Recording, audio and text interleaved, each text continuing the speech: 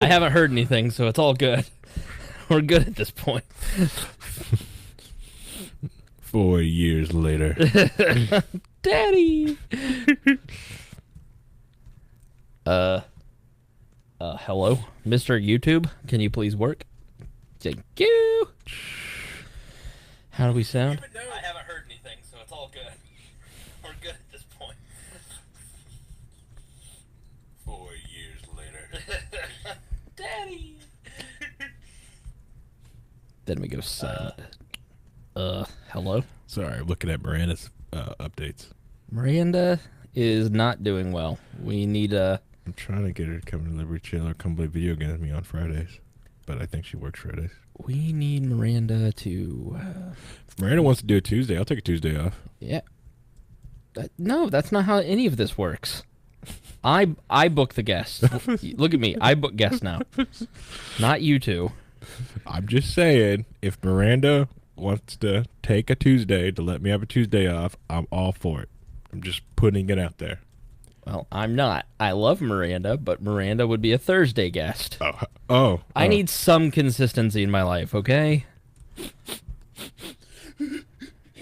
Listen, I'm saying you're not allowed to leave me. You leave me again, I'll hit you, bitch. Sorry. That's awesome.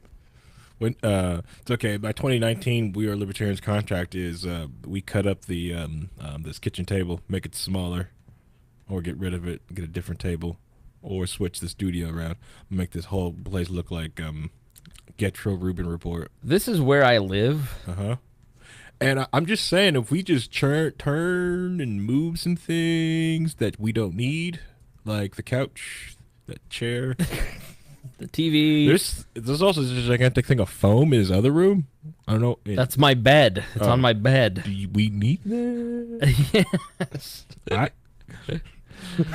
was talking to a girl today, and she's like, "Don't get a space. You need to," because she's having landlord problems. She's like, "Don't do it." Do what? Get a landlord. Basically, is what she said. I have enough problems with my stupid landlord. They lost a money order, and so it's been a 3-month fight with them. I'm like, I'm not giving you another $500. I'm gonna buy a camera if I have another extra $500. There you go. People. Landlords suck. They really do. And the bank ones are the worst. Okay, you ready? No. We've been sitting here. You were 20 minutes late. We've been sitting here for 20 minutes. That's an extra. I'm hot, too. You know what? I'm taking down 2 degrees. Oh, what's this? It's not even hot. It actually is comfortable in here. No, it's hot. I'm hot. Just wanna. She got a selfie on a.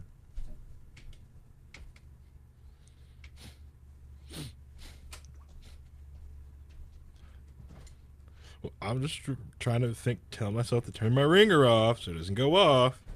Because that stupid Snapchat group. Don't you mute notifications? From that Snapchat group? Yeah, for some reason, every update from Snapchat turns that back off. Yeah, no, you can't do that. You can't live your life that way. And it's like I want to uninstall this thing because like every time like I get an update on Snapchat, the notifications come back again, and I'm like, why? Aaron's in like 5 groups, and he has all notifications on everything. I had to leave another group because they were just too much. It's too much. All right, here we go. And they got upset at me because I wouldn't turn on my the friend share. Like, where are you? Just turn on your friend share. We'll find you. No. Why? I don't know. No. You're the second most paranoid person I know. I am not. I did kind of. I thought. You wanted me to notify the police every time we live streamed. Not every now, as a black time. man, I understand. Why you wouldn't want to get killed by the police, but not every time, just most of the time, and on uncertain topics. You know, like put it this way: last Friday, I was having issues right on the We Are Libertarian gaming stream. And, you know, connectivity issues, things were crashing, things were looking weird. I didn't know what's going on, you know, so I panicked, okay? So I kind of destroyed a whole hard drive because just, you know. Like bang, bang, bang with a hammer? No, I, like, ran it through, like, encrypted it a whole bunch, and then I started to erase it, you know, just in cases. All right, let's get started. Okay. All right. Welcome to We Are Libertarians. I'm your host, Chris Spangle. We bring you all of the irreverence modern politics deserves while putting people before political parties. We examine current events from a libertarian perspective with the goal of leaving you better informed. Please be sure to rate and review us on iTunes, like us on Facebook, and subscribe on Patreon at WeAreLibertarians.com. In exchange for supporting our program, we give you all kinds of bonus content and free stuff. We give you all kinds of extra content, so great way. Plus, the best part about becoming a Patreon subscriber is you get access to the community, and you get to be a part of the social group, and it's a lot of fun in Dear Leaders Court. This show is crowdsourced, so you can send us news with the hashtag WALNews or on our Facebook group and Discord channel. We're always taking your questions and comments via email at editor@wearelibertarians.com. Please be warned that this show is raw, unedited, and authentic, so the language is sometimes strong and offensive. My name is Chris Spangle. Like I said, with me is Harry Price. Harry, how are you? Going good, going good. Another And Tuesday. we are going to cover North Korea. We're going to talk about the NSA scandal that is brewing. We're going to talk about Julian Assange. We're going to talk about the budget and all the awful, horrible, mean, terrible cuts that Donald Trump, ICE, is targeting political dissidents and deporting illegals. And we're going to talk about hot teachers having sex with their students and students unable to say no if they get asked to dance. First off, why do I have the only... What is this? What? It's lotion. It's cocoa butter. Yeah. I know cocoa butter. for what reason. Mm-hmm. Why'd you bring it here? Well, Black Panther, this weekend, so I got to make Right. sure my skin is, perfectly oiled and ready, going to show out for Black Panther. If you're going to buy cocoa butter, can you buy the cocoa butter that smells like cocoa instead of whatever trash this is? How dare you? This is like the healing kind. This is the very good Vaseline kind. Okay. From... And I don't like really cookies and cream or that little like sweet garbage. But like cocoa butter's cocoa butter. It's not meant to be, flavored. Well, yeah, you're right. Then why do you want to smell like cookies? Yeah, cocoa is cocoa. Why wouldn't you want to smell like cookies? I don't want to smell like cookies because, then I may want a cookie. You have 50% more likely that I'd be keto. attracted to you. I'm keto. Are okay. you? Okay. Last thing I need is the carbs from the, from the cookie smell. Yeah. Shout out to Lauren. She's a Patreon subscriber. She listened to the keto episode that I did with Bittner. She's lost a ton of weight. She looks really good. Yeah. We're libertarians, changing lives. It's getting me beach body ready. One bacon at a time. It's awesome, especially like when you take some Kerrygold and wrap bacon in it and just eat the whole stick of Kerrygold with the bacon wrap. Kerrygold, you want a real treat, Plugar. Plugar? Yeah, you go to Kroger and it's in this fancy cheese section. It's a European style butter. You make that. You use that to make chocolate chip cookies. Yeah. Never gonna use any other butter. Yeah, I've got a friend he's been doing keto because my other person that was doing keto to help me out with it, he left me. Getting a little chubby, by the way. Have you seen pictures? Yeah, that's what he gets. Move to Boston and getting a little... Stops doing yoga with me. Had to hang out with Roger Paxton the other night. Could you imagine being stuck with Roger Paxton and Brett Bittner? Oh, man, sounds like a screech fest. I felt so bad for Morgan. All right, so let's jump into it. The Olympics. I love the Olympics. How do you feel about the Olympics, Harry? Yeah, they're okay. I like certain events. Some events I like to watch, like figure skating, curling. That's always fun to watch. My two least favorite. What? Maybe the cross country skiing. Boring. I like the ski jumps. That's boring. Boring. The ski jumps are not boring. It's boring. Ooh, they're gonna go up in the air. Ooh, they're gonna come down. Yeah, they might die. It's like racing. You want the thrill of will they not live? Racing. Will they? Well, that's like the little. Can we agree that like the racing around on the ice skating, the ice the skating, speed skate, the speed skating, boring. It would be more fun if they got more black people on it, because it'd be faster. Right. Okay. All right.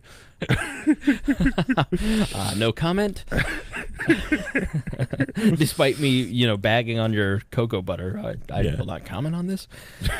I love the ski jumps. I love the downhill slaloms. I love that's okay. Fun. The snowboarding's fun. Yeah. Some of the figure skating is not that bad. It needs. I wish they had some more like winter rally racing. That'd be cool. Introduce some cars into it. But the hockey's always good to watch. What? Zamboni races.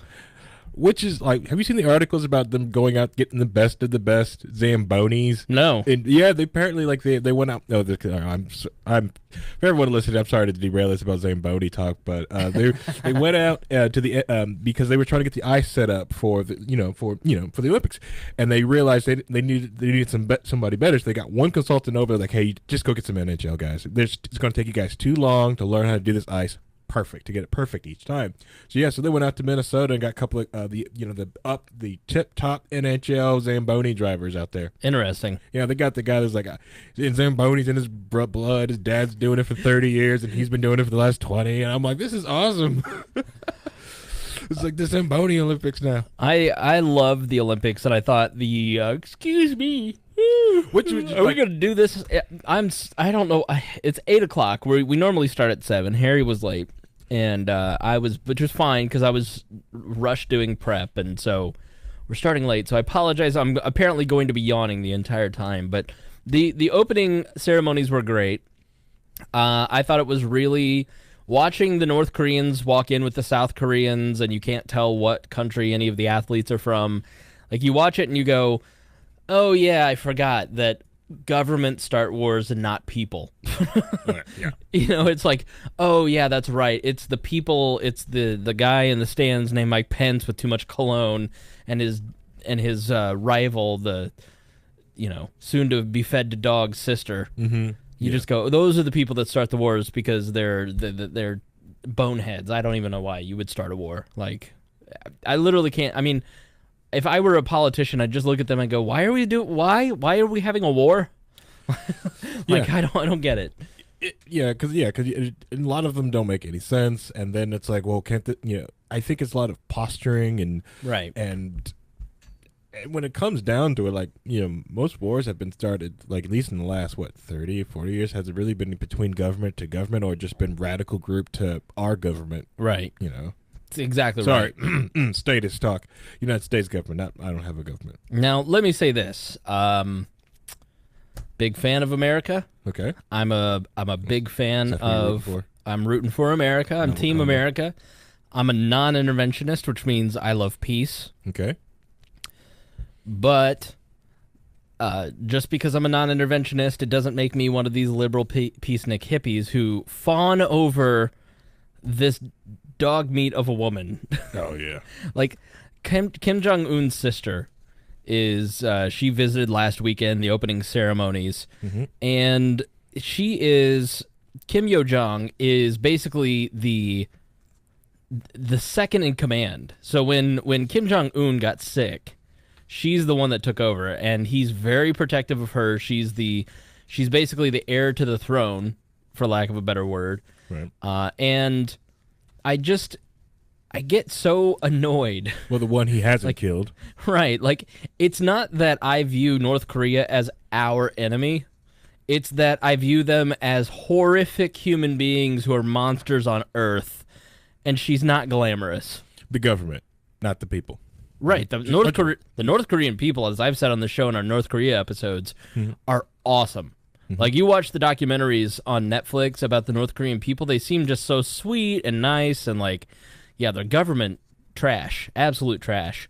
So she's basically, not much is known about her, and she was born in 1987, studied in Switzerland like Kim Jong Un, who is the third son of Kim, I've already forgotten his name. Who's Lil Kim before him? Kim Jong-il or Kim Jong-sun? Kim Jong-il, and then Sung was the grandfather who founded North Korea. Il and fun. I mean, and Kim Yo-jong is believed to be the youngest of 7 siblings that their father, Kim Jong II, had with 4 women. Kim Jong-un and Kim Yo-jong have their same mother, Ko Young-hui. Kim Yo-jong was always close to their father, and after returning from Switzerland, she was appointed to positions of responsibility in the government, according to Michael Madden, who runs the blog North Korea Leadership Watch. Kim Yo-jong's power exists because of proximity to the leader himself. She's the person he trusts more than anyone else in the regime, Ken Gauss says, North Korean leadership expert. She's been known to act as an advanced team leader, inspecting sites before official visits and taking administrative duties. duties. She's one of the very few people that he can trust. And what article am I reading from? Oh, let's see. This is from CNN, and the title is Kim Jong Un's sister is stealing the show at the Winter Olympics. Ooh, If diplomatic dance were an event at the Winter Olympics, Kim Jong Un's sister would be favored to win gold. With a smile, a handshake, and a warm message in South Korea's presidential guest book, Kim Yo-jong has struck a chord with the public just one day into Pyeongchang's games. She writes, I hope Pyongyang and Seoul get closer in our people's hearts and move forward to the future of prosperous unification, she said in her guest book message referring to the capitals of North and South Korea. She's seen as her brother's answer to the first daughter, Ivanka Trump. Kim, 30, is not only a powerful member of Un's kitchen cabinet, but also a foil to the perception of North Korea as antiquated and militaristic. It wasn't until this week that the world learned Kim Yo-jong would join her nation's Olympic delegation. Just a few days later, she's the face of North Korea at Pyeongchang. The first member of the North's ruling dynasty to visit the South since the Korean War ended in an armistice in 1953. She made headlines across the globe when she delivered an invitation to the South Korean President Moon Jae-in to visit North Korea. It happened during a historic meeting. Now, she went to a hockey game and all that stuff. She's cute, okay? But I find this to be incredibly sexist because she's cute. Yeah. And that's what they like to focus on. This supposes that she is incapable of being a genocidal maniac. Right. Which is what she is. Right. She's a monster of a human being. Mm-hmm. Gosh, and what? And I think some reports have set it up. She's there to, collect intelligence. She's there to spy on people. Right. She's there to also to make sure that everyone knows that their dear leader is watching. Right. And if they try anything, she's got an instant line back. It didn't stop there. The New York Times tweeted, without a word, only flashing smiles, Kim Jong-un's sister outflanked Vice President Pence in diplomacy. And the Washington Post headline heralded the following message: the Ivanka Trump of North Korea captivates people in the South at the Olympics. This is just so embarrassing. And let me finish my joke about it being sexist. Like, if this were a man, there wouldn't even be anywhere near any of these headlines. It would be, Kim Jong. Like, the fact that she's pretty and attractive and young, and she's not even stylish. Like, she looked like every North Korean with black dress, conservative hair, everything. But she is a pretty woman. It's like the press completely lost sight of the fact that this woman is involved in every decision in North Korea, and that includes enslaving 10% in gulags, and then the other 90%, let's say 95% of the rest of the population, in absolute abject poverty where they're starving to death and eating the barks off of pine trees to the point that the trees die. Mm-hmm. Every blade of grass in North Korea during famine, which some suspect they're in, gets eaten. She's involved in all that, but she's in that top 5% of people who are close to the Kim family that live like kings. Right. 1980 kings, but still kings. Right. 1970, let's be fair. No, some of them are in the 80s. Okay. All right. Very good. I just find it disgusting. I mean, you sent this to us, and you said, "This is really." Yeah. Have you seen? Yeah. Basically, have you seen this scrap? Yeah. Which you normally don't send something ahead of time, but you're like, "Are you kidding me?" Yeah. It was because just like watching them just fan over because I remember it was almost brings me back when Kim Jong Un was taking over. Like, well, this is going to be the elder. This is going to be the son that's going to change everything in North Korea. Right. He studied abroad. He's gonna bring North Korea around. Yeah. Yeah. How was that? How has that been? No, I think so. The message that she left in that book about unification, the spirit of unification is very strong in North Korea because they want to be one country. Right. And both sides, the South Korean government even has a minister of reunification. And so the idea that they are one people, because Koreans are very proud of their race, their heritage, their countries, their country, their shared history, and it's very important to them that they eventually reunify. When she says we hope for reunification, that's not a message of peace. That's her saying we want reunification and we want to be in charge. Like, there isn't a world where the Kim family reunifies into some sort of federated republic and the Kims run the North state and the South runs the South state, because capitalism and communism can't coexist in a federated republic. And the Kims cannot allow any kind of movement between the North and South, because the South knows that everybody would file down into the South. Yeah, quickly. Quickly. And everybody would leave or go to China. Like, the Kims know that they're war criminals, and they're never going to let go of their power. So when she says, we want reunification, it is that they are in charge of the South. And the South is communistic. Look at South Korea and its wealth versus North Korea. If you enjoy a Samsung phone, I have a Samsung television that I love. You have a Samsung phone that you love. I've got Samsung screens, Samsung cameras. Right. What North Korean phone do you buy? What North Korean car do you drive? What North Korean, have we heard, Gangnam Style from the North? No, we have not. But the Hyundais didn't get good till they started getting people from the Pontiac edition. But anyways, that's get the car correct.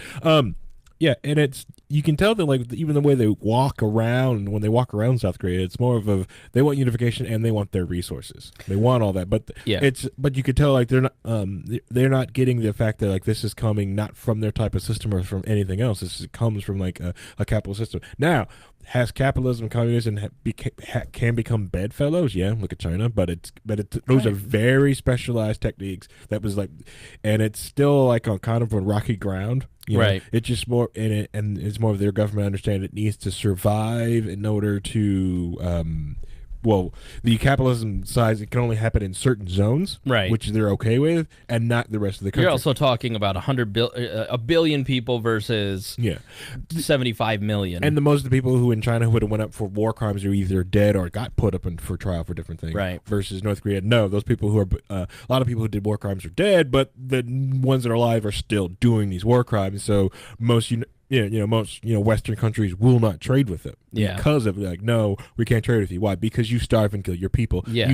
You fed your brother to dogs, like live dogs. He was alive. You fed him to dogs. So I'm sorry, I don't want to buy your car. No, he killed his uncle, and so what happened when Kim Jong Un came to power after his father died is he was young, and so he allowed his father's folks to take over, but they were still loyal to his people, and his brother was, some say he was plotting to overthrow the younger Kim, and so he ended up having him killed. He was actually killed by anti-aircraft guns, which is not much better than being ripped apart by dogs, but it was a very public trial, and it was a very embarrassing moment for Kim in the world stage, because it's you're killing dissidents, you're killing potential threats, members of your own family, and he has slowly killed off all of the Kim Jong-il's era guys and instituted his own people, and he rules by fear. He rules like any despot.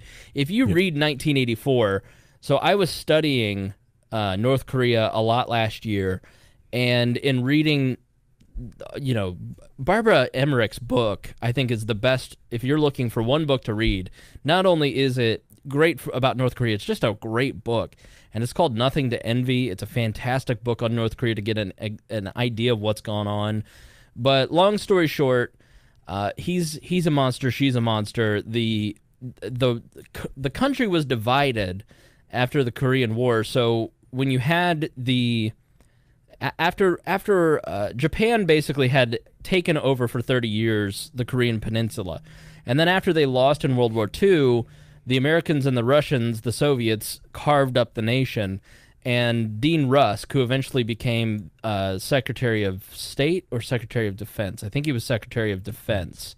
He was the guy who helped lead us into Vietnam. So here's a genius for you. And he draws it at the 38th parallel so we could keep Pyongyang, and they got basically bupkis above the 38th parallel. Well, the Soviets start moving down, and eventually Kim Il-sung, who was the puppet installed by Stalin, starts taking over the entire peninsula to the point that they eventually control the entire thing. And Stalin, after years of being annoyed, finally said, go ahead and do it. It happened in the 50s, and then Eisenhower sent in troops, sent in MacArthur. They came, beat them back to the 38th parallel, and that's why America has kept troops there. Then in the 90s, you started to see the economy spiral. In the early 90s, after the USSR stopped, China and the Soviet Union stopped sending cash and support to North Korea. And so their economy spiraled. In the 90s were a horrific famine that killed millions of people there. And it's only a country of 20 million people. And so they adopted a new style, a new tactic, basically military first under Kim Il-sung died in 94. And this is really when it started under the son, Kim Il. Yeah, Kim Il-jung. And yeah, thank you. And it basically is, we're going to support this country by being very militaristic. And what they do is they hold the world hostage. They're a danger in that they've committed a couple terrorist acts against the South Koreans, one right before the 88 Olympics. They ship a lot of materials to Iran. They're trade partners with a lot of these terrorist countries like Iran that support Hezbollah, Hamas, and they ship their raw goods to those countries, and obviously China is their major, like 80 to 90% of their trade is with China. And so the military first is basically they threaten the world in exchange for goods and services and cash. And Madeleine Albright went actually in the 90s over and visited North Korea and left with this promise that they'd stop their denuclearization. We sent them a ton of money, and they kept doing it because the Kims know that if they have nuclear weapons, then no one will invade them. It's their insurance policy. Right. And their theory is, if we have this, you can't invade us because you don't want mutually assured destruction. Because work for Israel. Right, and exactly. And so that's why that's the model that they worked off of. So that's why they have about 10 nuclear weapons. And if we went to war with North Korea, it would be horrific for Japan and South Korea. It would be millions, possibly on both sides dead. I mean, it would just be absolutely devastating because people want to say that Kim Jong Un is a nut. He's not a nut. He's actually a very rational person. Speaks English very well. He knows the word dotard. In a lot of ways, I find Kim Jong Un to be a more rational actor than Donald Trump, and he's not this crazy maniacal person. He has a reason for everything that he does, and he showed that in sending his sister to the Olympics. He knew he couldn't go because he'd be captured. Oh yeah, immediately. Right, but so he someone would take power in North Korea. Exactly, and so he sent his sister, his number 2, who he knows is glamorous. He knows Ivanka Trump is going to the closing ceremonies, and he by showing this effort to reunify and making these overtures to South Korea, because of the 88 Olympics. The Daily had a great episode on this a week or two ago, right before the Olympics, where they basically outlined what happened in the bombings before the 88 Olympics and how, Kim Il-sung basically tortured the Seoul, South Korea, like the Seoul Olympics, but then they kind of reunified, and they're like, this reunification thing has happened 3 other Olympics. So it's not like this is the first time that, they've marched in together. It's happened 3 other times. But it's coming at a time when, A, it's in South Korea, and B, tensions are very high because the Trump administration is saying, we're not going to negotiate with you. We're not going to send you pallets of cash. We're going to bomb you. And they have massively raised the stakes with this country, and the tension is very high. Right. And so Kim Jong Un says, you know what I'm going to do? I have a new president in the Americas. He's only been there a year. I have a new prime minister in South Korea who is more favorable to negotiating with me. I've been doing this for 6 years. I understand how the press will take all of this stuff around the world. I should cooperate at the Olympics in South Korea. Send my sister. Everybody fawns over her and says, She's so great. So awesome, so pretty. And so what he has really done in this charm offensive is position himself as the more rational party, the more peacemaking party. South Korea looks good because they're peacemaking, and then there's this evil, angry Donald Trump who is trying to bomb us. And to some extent, he's totally right in that this is a more aggressive administration towards him, definitely more than Obama. The Bush administration wanted to invade North Korea. They were in the axis of evil speech. Right. So it is a good, smart political move on Kim Jong Un's part, but to position America, the American government, as the bloodthirsty, war-hungry, it's just not. It's not honest. Like, they're the ones launching the IBMs. They're the ones constantly raising the threats. He will continue to do these bombing tests after the Olympics in April. Every April, America and South Korea have these exercises close to the shores of North Korea, and that triggers the North Koreans, and it's a hostile act. Yeah. It's like when Putin did military exercises in 2013 on the border of Poland. He's 70 million troops on the border of Poland. He was sending a message to the Western Europeans. So it is a message that we send every April, and I'll be interested. I'm sure we'll do it again because we've done it every year since the North Korean War. But that is why he sent his sister. That's why he went to the Olympics. That's the background, because he wants to position himself as the more favorable.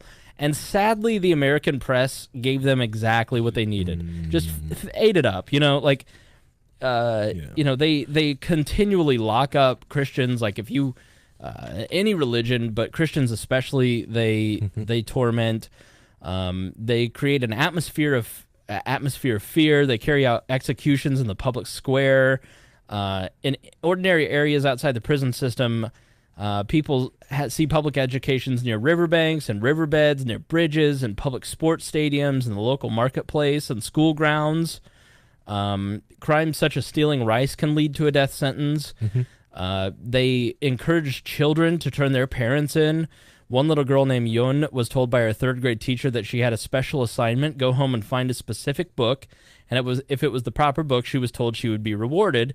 She discovered the Bible and promptly told her teacher.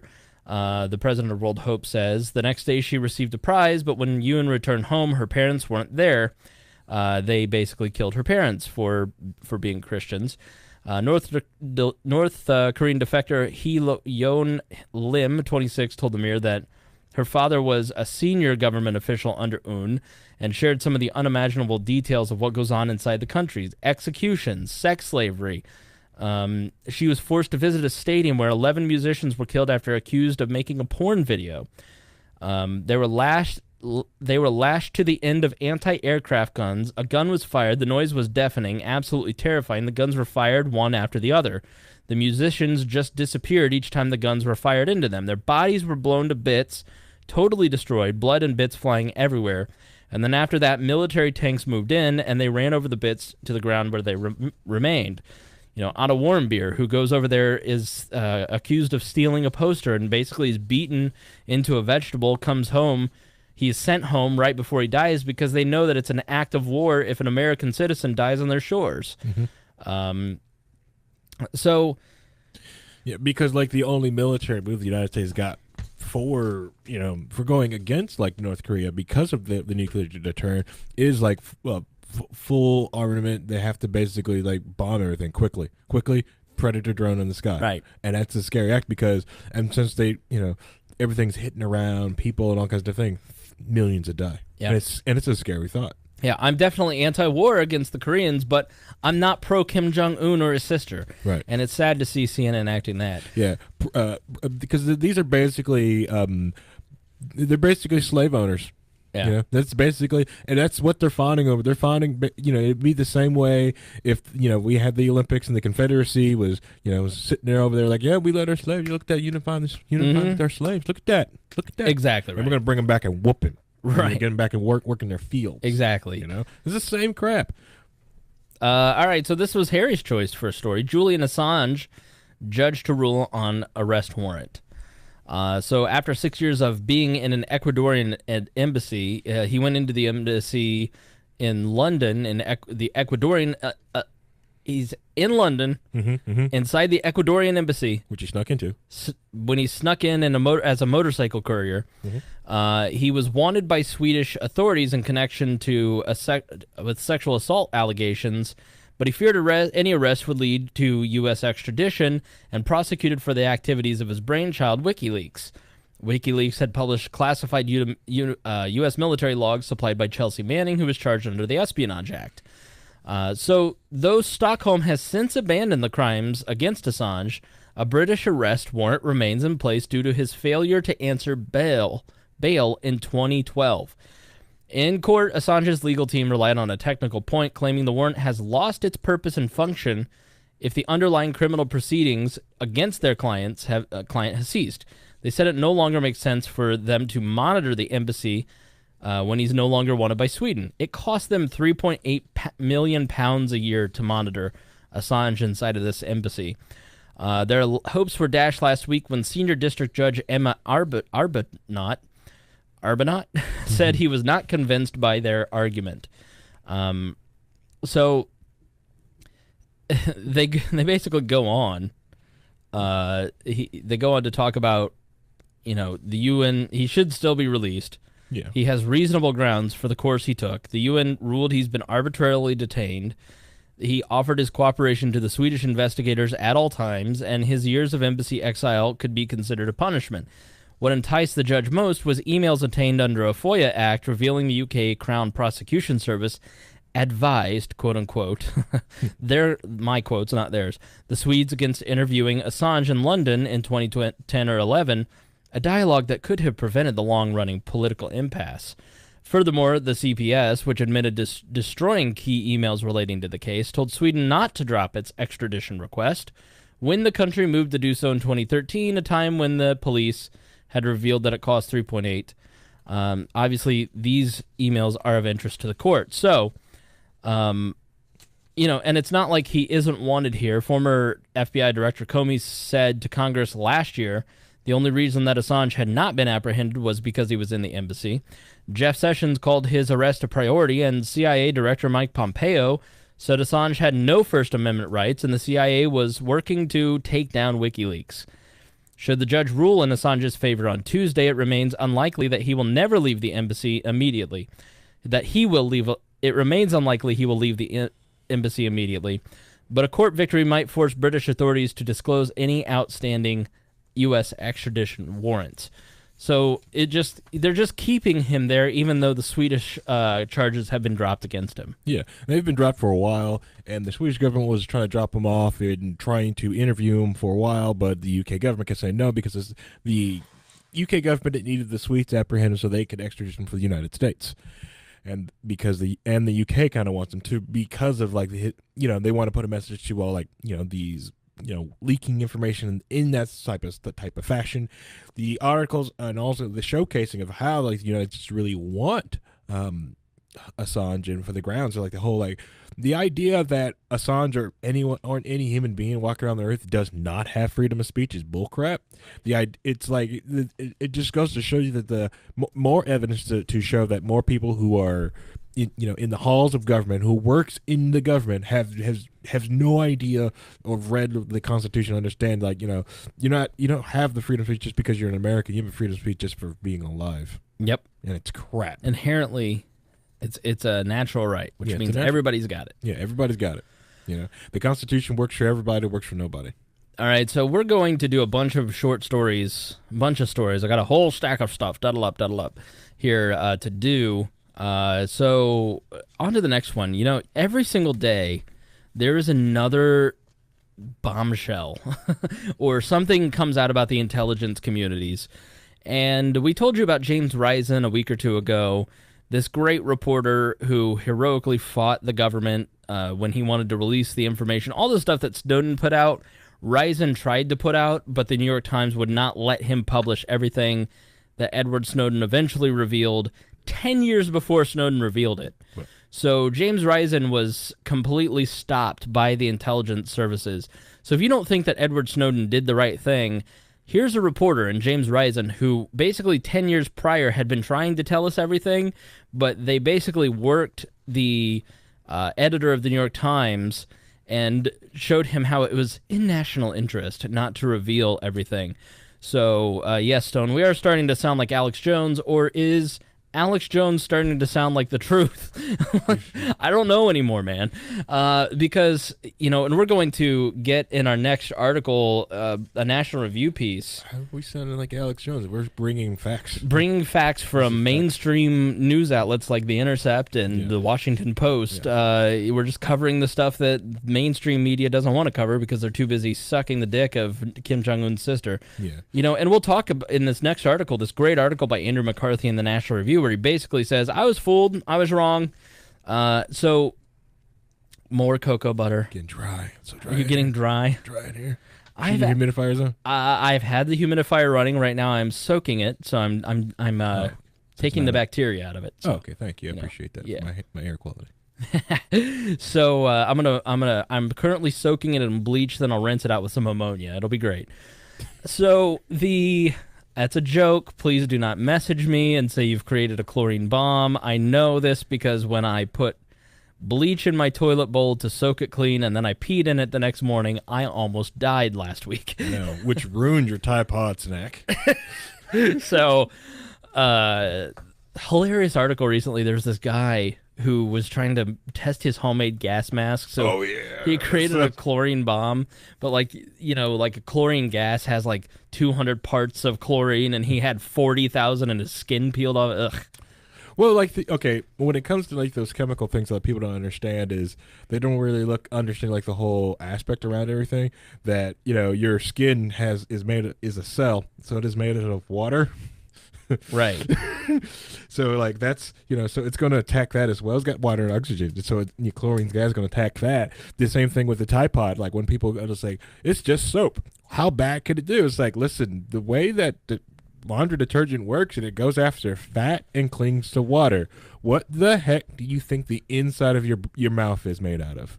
Shout out to Stone Aldridge, who says he's done it on accident because he's a janitor. Having worked as a janitor for 10 years previously to my current career, I have done the same thing. We've all been janitors. If you're a janitor, you've almost killed yourself by accident. Not doing that. Yeah. Not doing that. No. All right. So I almost killed myself in trying to. Anyways, let's just go. James Risen wrote this great article in The Intercept this week. The Intercept podcast, Intercepted, did an interview with him in their last episode. This is titled, U.S. secretly negotiated with Russians to buy stolen NSA documents, and the Russians offered Trump-related material too.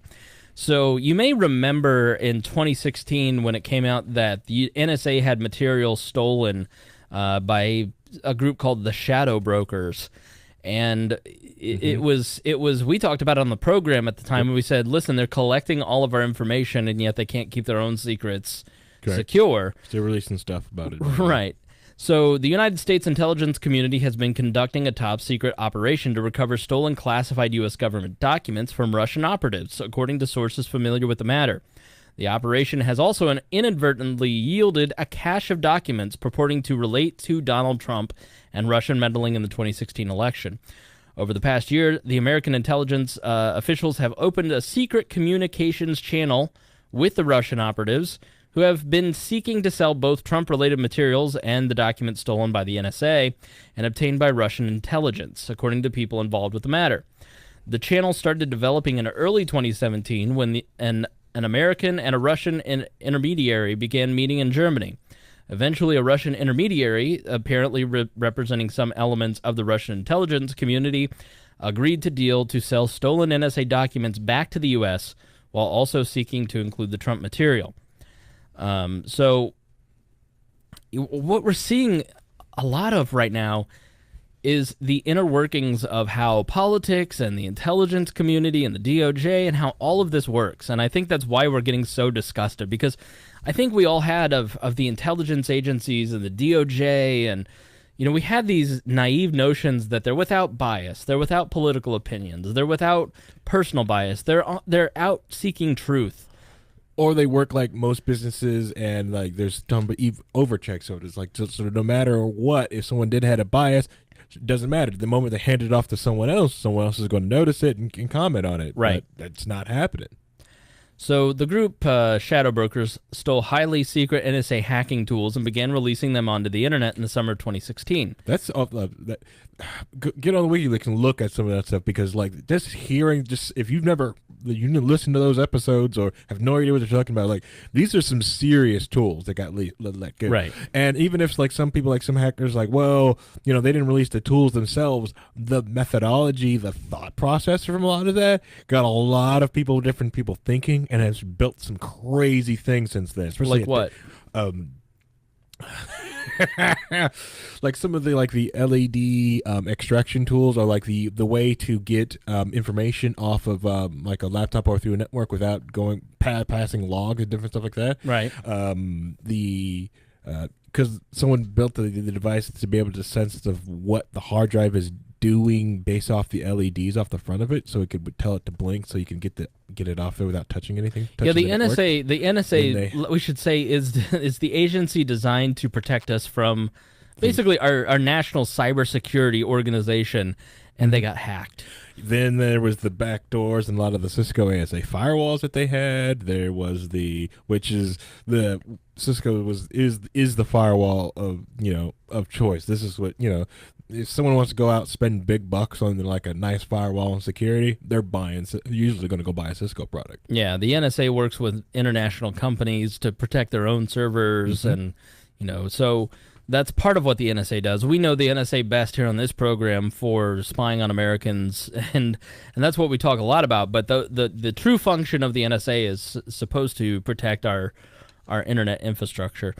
So it killed the morale having all at the NSA having all of the offensive cyber weapons out in the open. It was as if a bioweapons lab had lost some of its most deadly and dangerous viruses, and U.S. officials wanted to identify which documents the Shadow Brokers had stolen so they could determine how badly the agency had been damaged by the theft.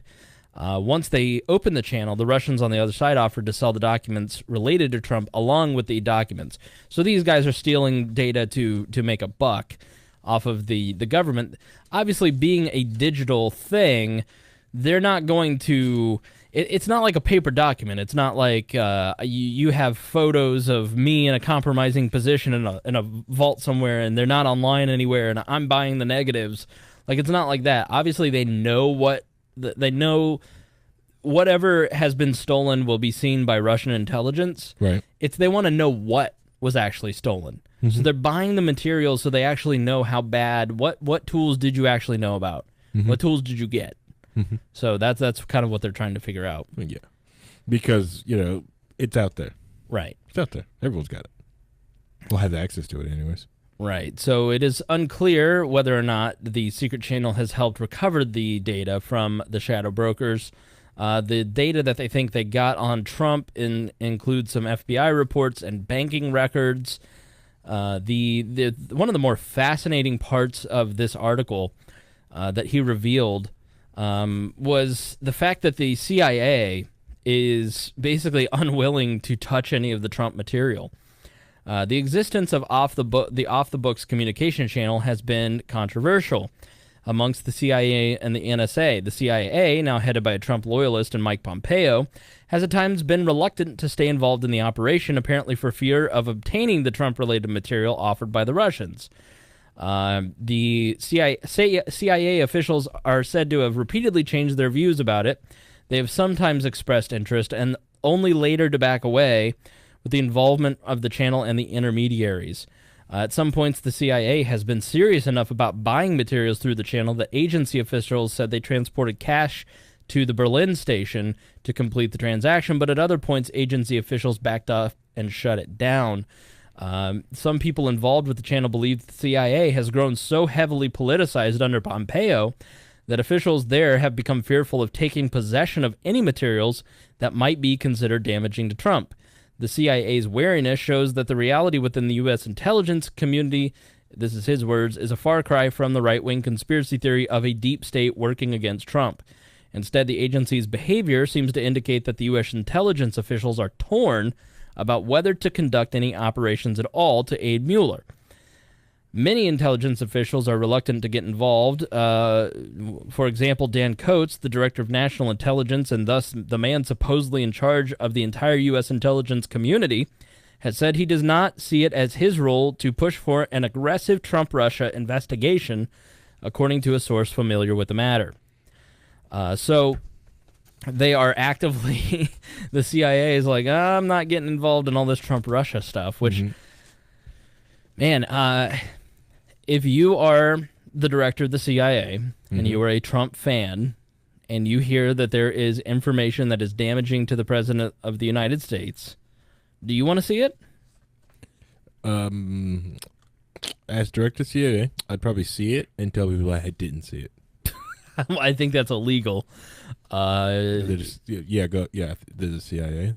They do that all the time. I think that let's say that the extremes of the Russian investigation, the Mueller investigation, are true. That Trump has been groomed. The Steele dossier was right. That which laugh track applied here. But let's say the Steele dossier is right, and that Trump has been groomed by Putin for almost a decade to be president of the United States, and that he is feeding sensitive United States intelligence right to the Kremlin as president of the United States. I think I want to know about that, even if I'm best buddies. I want to know about that. Yeah. Oh, yeah, yeah. I would want to know about that, even though that whole thing, that makes no sense at all. Now, add on to the responsibility of being the head of the fucking CIA. I always tell like, hey, I'm going to figure out how they did it so we could copy. Right. Or do they steal our stuff? Or if that's how you can get control of the presidency, see you in 10 years. Right. Come see our new candidate. So what's apparently in the stuff is FBI investigative reports, financial records, and other materials related to Trump. And I bet you, where I kind of, after reading all this stuff for the last year or so, what I think it comes down to is that Russian money was basically given to Trump. He laundered money for Russian oligarchs in the form of New York real estate, and that's his ties to Russia. And that's what, if you really did that's why he won't release his tax records, because he knows he'll get picked apart on that, and people will see signs of embezzlement in it. Honestly, that sounds more believable than anything else that I've seen about Trump, Russia. Right. That has to be the most believable thing I've ever seen because, that makes perfect sense. That there makes sense. Right. Well, that's why you come to We Are Libertarians. Yeah. Anything else, that makes no big sense. Because, come on. If they're smart enough to do all this, they left the trail. So here, or you think they would just leave him walking around with his Twitter handle? Right. They would have took if Putin was actually controlled Trump, you would think that they would have the ability to zap his Twitter. So because he's obviously he can't keep a secret about anything. Really. Exactly. He'd be like, yes, I leaked it. I'm gonna leak him again in 4 years.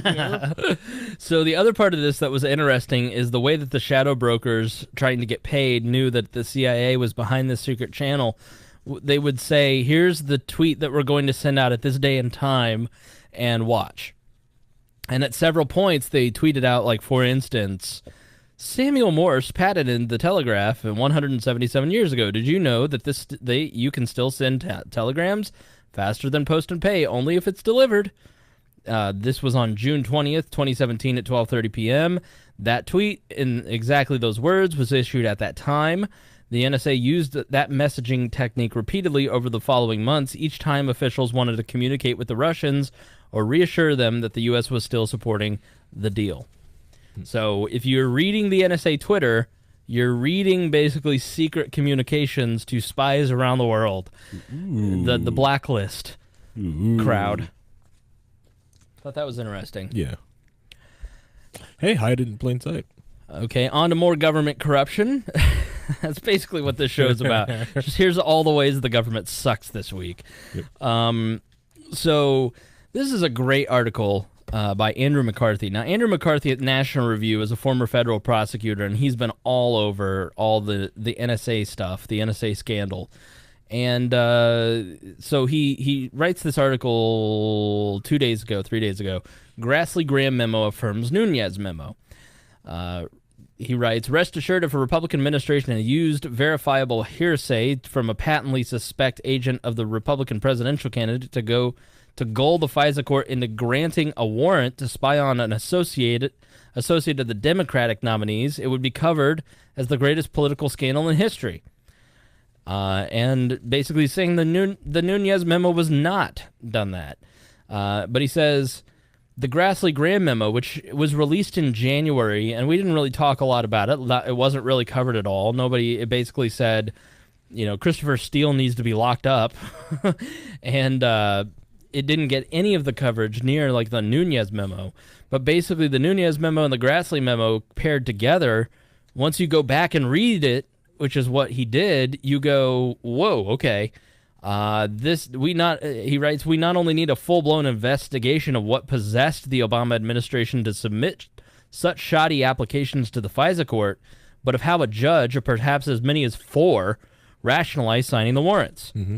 So basically the Nunez memo asserted that the FBI and Justice Department had significantly relied on the Steele dossier to obtain the warrants on Page, you'll remember, as we talked about. You remember Andrew McCabe, the deputy director of the FBI, said that the Steele dossier was essential to this probable cause showing. So here's the Grassley-Graham memo on the critical first FISA application, the basis for the warrant granted October 21st, 2016. The bulk of the Steele application consists of the allegations against Page that were disclosed to the FBI by Mr. Steele and are also outlined in the Steele dossier. The application appears to contain no additional information corroborating the dossier allegations against Mr. Page, although it does cite to a news article that appears to be sourced to Mr. Steele's dossier.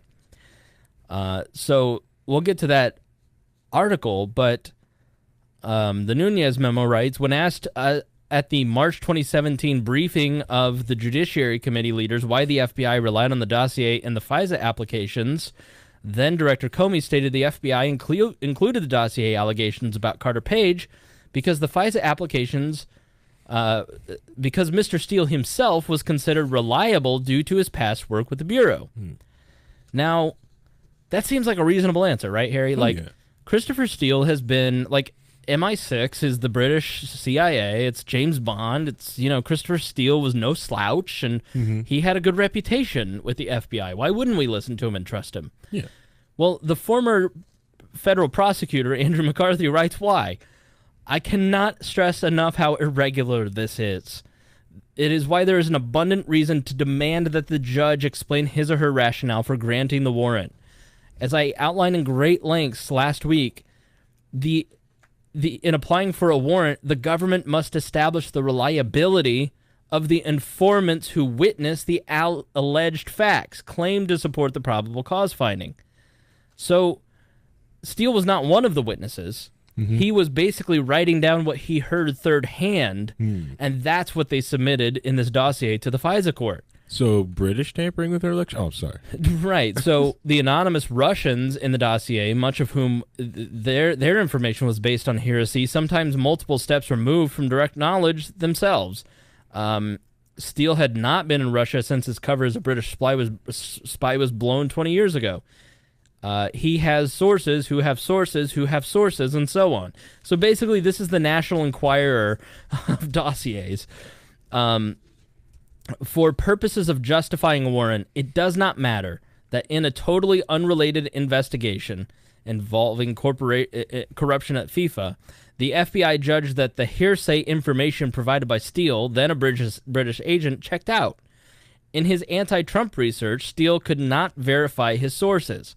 Furthermore, he was now a former foreign intelligence officer who was then working for private clients, which is in the advocacy business, not the search for truth business. How often do you leave a job and you're not connected to what's going on in that former job? Harry, you have a former job. You've been out of it for 6 months. I mean, how much of the day-to-day do you know what's going on in your former job? I have not much. I've got some, fingers in there to tell me some things, but no, not much. Not much. Not much. Right. Not much. Same with Steele. Yeah. Let that sink in, he writes. Then think about this contrast. No actual FBI agent, no matter how renowned, would be able to get a judicial warrant based solely on his own reliability as an investigator. Jim Comey, despite having a resume geometrically more impressive than Steele's, including Senate confirmations to some of the federal law enforcement's loftiest positions, would not be given a warrant based on representations to the court that the FBI, the Justice Department, the President, and the Senate all attested to his impeccable reliability. So, in other words, Harry is James Comey. He's worked in the DOJ and the FBI for 25 years. Everyone respects him. He goes to the court and says, I heard this. Can I get a warrant? Can I get a warrant? No. You have to actually witness the crime or have some reliable information. The only reliability that counts is the reliability of the factual informants, not the investigator who purports to channel the informants. It is obvious the less identifiable and reliable the informants are, the greater the government's obligation to be transparent in conveying the investigator's bias.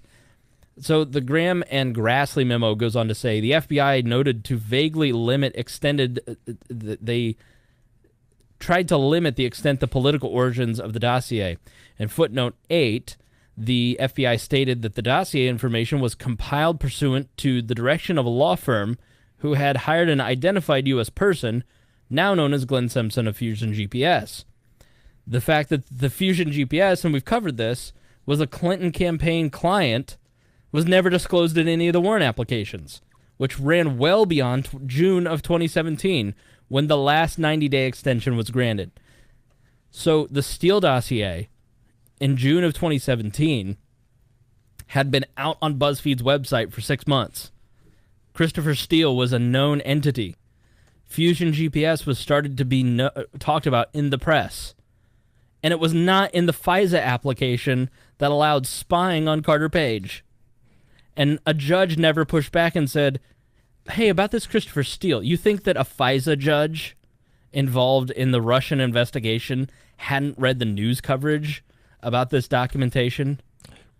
That's the scary part about it. So, like, did they wake him up at 3 a.m. and go, yep, stamp, go back to bed? Right. Like when Stabler wakes up the judge in the middle of the night, I need this warrant right now. Yeah, I need this now. Which is not how the FISA court works, or really any court. The Clinton campaign sponsorship was not publicly disclosed until October 2017, which is when everybody figured it out. So manifestly, there was a material fact. If a prosecutor withheld an arguably exculpatory fact of this degree of significance, meaning that it was a political document paid for by Clinton against the Trump campaign, it could get a conviction reversed. As some have observed, a public company leaving out this type of fact in their SEC filings could face stock fraud prosecution. So, in late October 2016, shortly after the first warrant was issued, the FBI terminated its relationship with Steele because he lied to the Bureau about his contacts with the media. The Justice Department didn't report this to the FISA court. Instead, when it sought renewal of it, and relying on the credibility of the guy they just booted for lying. Steele's agreement with the FBI was that he would not communicate with the press. He made that agreement and then communicated with the press anyways. He then leaked it to Michael Isikoff of Yahoo News on September 23rd of 2016, which reported precisely the information that Steele had given to FBI about Page, that he'd supposedly met in Moscow with 2 top Russian operatives and discussed lifting the sanctions against Russia. So if you're an FBI agent and you're reading this not Yahoo News, which I'm guessing you probably have a Google alert for Russiagate, and Michael Isikoff of Yahoo News writes an article pertaining to the case that you're covering, you don't think you're going to read that and go, there's only one place they could have gotten this information. And it would be Christopher Steele. So either Steele lied to the FBI about speaking to the press, or the FBI consciously avoided learning that Steele had spoken to Isikoff and then speculated to the FISA court that Steele was probably not Isikoff's source. Or just they decided, or they did know and just said, whatever, I don't care. Right. Go get this bastard. That's the other scary thought, too, because we can't read minds. We don't know what was going on. Either they didn't look until the investigation, either they didn't look, or they let it go. Right. That's good enough for me. So to recap, the Steele dossier, the dude has been fired from the FBI for lying. He's broken his agreement with the FBI to not leak to the press. He leaks to the press anyways. He talks to Michael Isikoff. He gives all of this information to Mother Jones, which prints it. BuzzFeed eventually gets a hold of it. Meanwhile, they know all of this. The FBI and the DOJ know. They have to know everything. That I'm not giving them the benefit of the doubt. Like, I just have to believe that McCabe and Comey and Rosenstein are sitting there reading Isikoff's article and knowing that it came Bruce Orr, whose wife helped put the dossier together at the DOJ, is not sitting here reading this going, I think that came from Steele. And yet they still went to the FISA court and used this information to get a warrantless wiretap on an American citizen. Yeah. So, So it's either they don't research, and just long as if you're respectable and you bring up any sheets of paper printed with anything on it, can they use that to get, a FISA warrant on anybody? So here's this. Or any political person they don't like. So it gets better. I don't think it is. I think no. It's going to get better here. Okay. About Steele here. Oh. So this gets published. Steele gets sued in Britain. He gets sued in Britain. Let's see here. In fact, they kept telling the FISA court he was reliable, even after Steele himself admitted to a British court that his dossier wasn't at all reliable. Even though there was still no meaningful corroboration of Steele's sources after months of investigation, and let's be honest, the facts were out in the public, even though Steele had lied to them, the FBI and the Justice Department represented again and again in April and June of 2017 that the FISA court could confidently bank on Steele's reliability. By early 2017, Steele was being sued for libel in Britain, among other places, by people accused of misconduct in the dossier. Truth is a defense to libel. Suffice it to say, it was not Steele's defense, he writes. The dude admitted under oath that his You said it was getting better. His dossier was garbage, and they still took it to the FISA court 2 more times and said, trust us. Do you remember when you said it was getting better? No. I remember that. Pepperidge Farm remembers. So this is, I think, one of the more interesting things that I've read from a conservative in a long time. Because libertarians, we have been saying for years, do not build this security state. If you build the security state, yes, 1984 could happen, but it may be a while. Before we get there, you're going to see it used for political purposes. Don't do it. Don't do it. You need to listen to us. This is bad precedent. No country in history has built something like this, and it doesn't get abused. It's fine. It's fine. Conservatives have been ranting and railing, saying we need to protect you, need to give up your liberties so we can. Democrats have, for the Bush administration, to their credit, were on our side. Then Obama gets elected, and he becomes the spy-in-chief. Then they change their tune, and now both sides are saying, it's necessary. It's needed. We need it. We need it for the brown people. I mean, the terrorists, the not Nazis. But that's why we need it. So, but Trump's literally Hitler, so he needs his warrantless wiretap, and we also need to get rid of the guns. We're in the middle of NSA gate, and we need to reauthorize Section 702. All in favor? Aye. All those opposed? Bernie Sanders and Ron Wyden and Rand Paul scream in the background. Hey, stop this! So he writes this. Beyond all that, we now learn through the senator's memo and some follow-up reporting that 2 longtime Clinton cronies, Cody Shearer and Sidney Blumenthal, fed their own anti-Trump dossier to Steele through a State Department official, Jonathan Weiner. In the fall of 2016, Steele, while working on his Clinton-funded project, reported this Clinton crony information to the FBI. That's right. The information in the Steele dossier was not from his Russian sources. It was from Sidney Blumenthal, who is the fixer for Hillary Clinton, who got his information from a State Department employee, Jonathan Weiner, who was serving Secretary of State Hillary Clinton. Still, What about that deep state again? the FBI and Justice Department elected not to tell the FISA court that the Clinton campaign was paying for Steele's unverifiable anti-Trump research. I spent many months assuring people that nothing like this could ever happen, that the FBI and Justice Department would not countenance the provision to the FISA court of uncorroborated allegations of heinous misconduct. When Trump enthusiasts accused them of rigging the process, I countered that they probably had not even used the Steele dossier. If the Justice Department had used it in the writing the FISA warrant application, I insisted that the FBI would independently verify any important facts presented to the court, make any disclosures that ought in fairness be made so the judge could evaluate the credibility of the sources, and compellingly demonstrate probable cause before alleging that an American was a foreign agent. I was wrong. So now, the most pro-defense Department of Justice conservative, Andrew McCarthy, is going, I was wrong. All that stuff I said about the security state, and this is all good. I was wrong.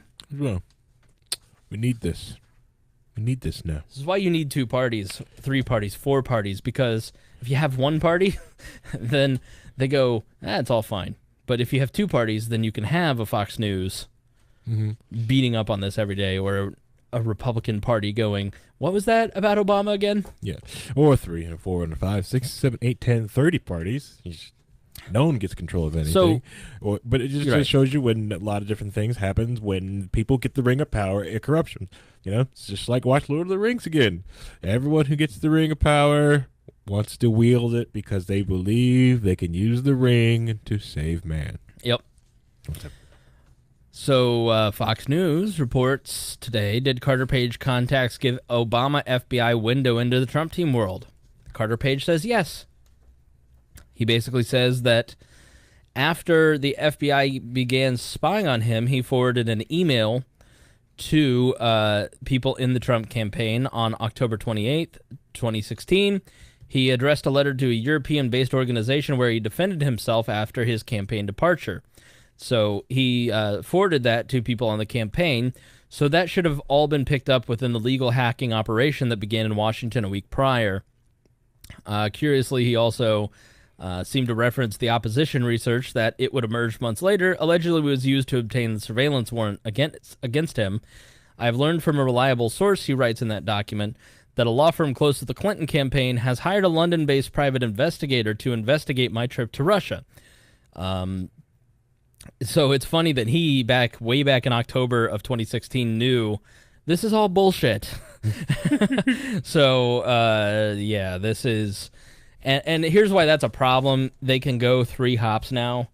So they generally, if they can collect the data of 3 hops out. So Harry's under investigation. Okay. Harry sends me an email. Mm-hmm. I'm 1 hop. I send an email to a friend about Harry. That's 2 hops. He forwards that email to another person. That's 3 hops. So Carter Page sends Donald Trump Jr. an email, who forwards that to Donald Trump. It's 2 hops. Yeah. So, and most of the time it has to be limited to the scope of the investigation, but I'm sure they follow that, right, Harry? I'm sure. That's why I like to label all my emails cookie recipes or family secrets. And it's another reason why, you try, granted they got your metadata, but you can always PGP encrypt your emails or do different things like that. That's the one sad thing. If I knew the Discord would have grown the way it did, as big as it did, I would have did something else with it. I would have made sure we went to somewhere that was heavily encrypted. All our traffic is dark, and no one, unless you're in, you don't know. There's nothing in there going on that's even remotely scandalous, Harry. I know that, right? I know that. I know that. It's Asian, just memes and waifus and gaming, Asian porn cartoons and nerd talk and duck hunt. Right, and duck hunt. Yeah, you don't need encryption for duck hunting Asian cartoons. That's where you're wrong. Okay. I think you need to encrypt all the things, so when that one person or that one time you need to send something that does need to be encrypted, it doesn't set up any red flags. I've sent you an encrypted message on Facebook Messenger. You've never read it. Have you ever looked at it? What, like the encrypted message? I don't trust the encryption on there, but Well, I sent it to you, and you did? never checked it. You yeah, did? yeah. I don't really look at Messenger on Facebook. Well, you should, because there's an encrypted message from me on there. Oh, is there? Ooh, Yeah, I sent you an encrypted message about a secret project that you never ever read. Ooh. This was 3 weeks ago. Ooh. I've been meaning to confront you about this. So I don't want to hear about all your talk about encrypted messaging when you don't even use it. First off, because it's Facebook's encrypted, they use the same thing like Oprah Winfrey System uses, but they use a poor implementation of it. It's not like it's a state secret. It's a secret, but it's not a state secret. Doesn't matter. Encrypt all the things. So when you have to send something innocent like a secret project or anything like that, when you have to send something encrypted, let's say you actually find out, you find the secret sauce, you're down there, and you find out you got the chemical in your hand, you find fluoride being bad, and you want to send that information out. Well, if this is your one and only encrypted message out to somebody, right? Well, guess what? They can easily trace that back who it was. That's how they find people using Tor, because is this your only time using Tor? Did you just download the Tor browser? Right. Are you the only one in this entire city using Tor right now? Cool. I found the person using Tor. Doesn't matter. I've got enough, so. I stopped paying attention like 3 minutes ago. So that's why, every time I'm some people, when they look at my tablet at Liberty and show, they notice, hey, you're running Tor. What are you doing? Nothing. Just running it. None of your business. No, I'm not doing anything. I'm just running Tor. Why? Because if there's someone else here running Tor that needs to get something out, hey, now if they have to go and bust somebody, there's two people here running Tor. How many fucking spies come to Liberty and Chill? I don't know. Where you need to send encrypted information. I want to, Rick Irvine needs to message Edward Snowden immediately. Christie needs to send a heart message over to Glenn Greenwald. In order to protect the people who need protecting, you need to use the same stuff that they do. Well, I have people that need protecting, and I sent you an encrypted message, and you didn't even read it. I don't even have Facebook Messenger on my phone. So that's why you didn't see it then, because you can only do it on your phone. Is that why? Because I uninstalled. I'll tell you the old-fashioned way, in person. Okay, that's another thing we can also do. We should do that. I should do that for Liberty Chat. We should do a key signing party. That sounds like one of them sex parties that you kids had in high school. First off, I didn't have it. It's a key party? It's a key party. Key signing party. Basically, we exchange our public keys in public with each other. Should I do the autistic story now? Or I'm stop. Fine. Should I save this for last? I'm done. Professor at prestigious university declares libertarian leaders seem to be on the autism spectrum. Should I do that now or later? Not autistic. Later. I'm not autistic. All right. I know Harry's very serious, and if you want to hear him talk very serious about all this stuff, Low Key Wall. Yeah. Low Key Wall, you can join the Discord at wearelibertarians.com. Get in on that cool community. Yep. And I tease them, I call them nerds, but you have to understand, I'm a nerd, so I say it lovingly. It's like, Harry can call other nerds things that I can't call them because I'm not that type of nerd. I like to send Spangle pictures of my Behringer audio setup. No, disgraceful. Behringer is garbage, and I disown you for owning it. Behringer headphones. I've got Behringer mixer board. So join the Discord at wearelibertarians.com. You can join in every Wednesday night around 8-ish, 7-ish. Between 7 and 8. We go at 8 because my wife usually ends up having to work that day. She doesn't really get home to around a little after 6-ish, and I like to have dinner with her. And, I really don't get the ball rolling until 8 o'clock. So around 8 o'clock, you can join in. Eastern Standard Time. Join in on the fan conversation known as Low Key Wall, where Harry presents a show. He presents some articles, and then you guys in the Discord and then the Twitch stream can join in and participate in the discussion. So yeah, that's the main thing that makes me want to do this. Keep doing the show every week is because the people in the Discord channel, they'll hey, I want to talk about this week, and I love it when people come and bring me articles and stuff that they want to talk about or what they want to bring up, and not try to. And granted, everything you bring up, I'm going to tie back to libertarianism because it's Asian porn cartoons. I can tie that back to libertarianism. Okay. So yeah, you're gonna low key on Valentine's Day? No, I am not. I was gonna let the ball out about this, but I'll just let anyone know I am gonna go live, but it's gonna be everyone's just gonna get trolled. It's gonna be a meme. So if you tune in, you're just gonna get memed. It's just gonna be. I've got a ducky strip and just going to send memes at you. It's an old meme, but it'll check out. So basically, Loki Wall, that's where the fans get to program the episode. You can hear the audio only on the Patreon subscription fee. And then you can watch it. Or you have to watch it live. Watch it live. Live on twitch.tv. On 8 p.m. So we are libertarians. That's right. The letter R, libertarians. So Donald Trump released a budget. You may have seen, we talked about the budget and how much it spent. And we talked about it in very overarching terms. But more details have come out about the budget. And it cuts a lot of spending. Not military spending, but spending for the poor people, as a Republican budget usually does. And the left is losing their mind. And kind of rightly so, but also there's probably, there are going to be, here's the thing. As I kind of go through the details of this stuff, there's going to be two types of libertarians. There's going to be the one type of libertarian who is sitting there going, why can't we cut military spending first? Why can't we cut that? Why do we have to cut the food stamps first? Why do we have to go after the poor people? And then there's the other types of libertarians who will have their pants around their ankles beating off the entire time, going more, slower, 22 more programs. So you decide which camp you're in. I'm just going to give you the facts here. Vox, anytime Trump or the right does anything, I like to go to Vox. And I'll tell you why I like Vox. I know that it's left-leaning, but they are trying to get at the truth. Their analysis is left, but they're giving you facts. And so when I look for articles and prepping for the show, what I really try to look for are the facts. What are the data points of this stuff? And to get the full data points, I had to go to Vox, the Washington Post, and the Hill to get all the information that kind of satisfied my curiosity. But Vox usually, they have these things called explainers. They've got a new podcast about explainers, where they kind of are just going through the facts. It's their analysis that kind of leans left. But I find them, it's not like Salon, where Salon is just nothing but screeching, and you just go, you're dishonest, you're just screeching, whatever. So Vox, I think, kind of fits my sensibility, and I find their counterpoints to a lot of what Trump says and does I go, okay, I can see that point. As opposed to going, you're ridiculous. Get out of here. It's kind of like Ben Shapiro on the right. I look at Ben Shapiro, I listen to Ben Shapiro, and I go, okay. He had an atrocious episode last week where he said, I represent libertarianism better than the Libertarian Party.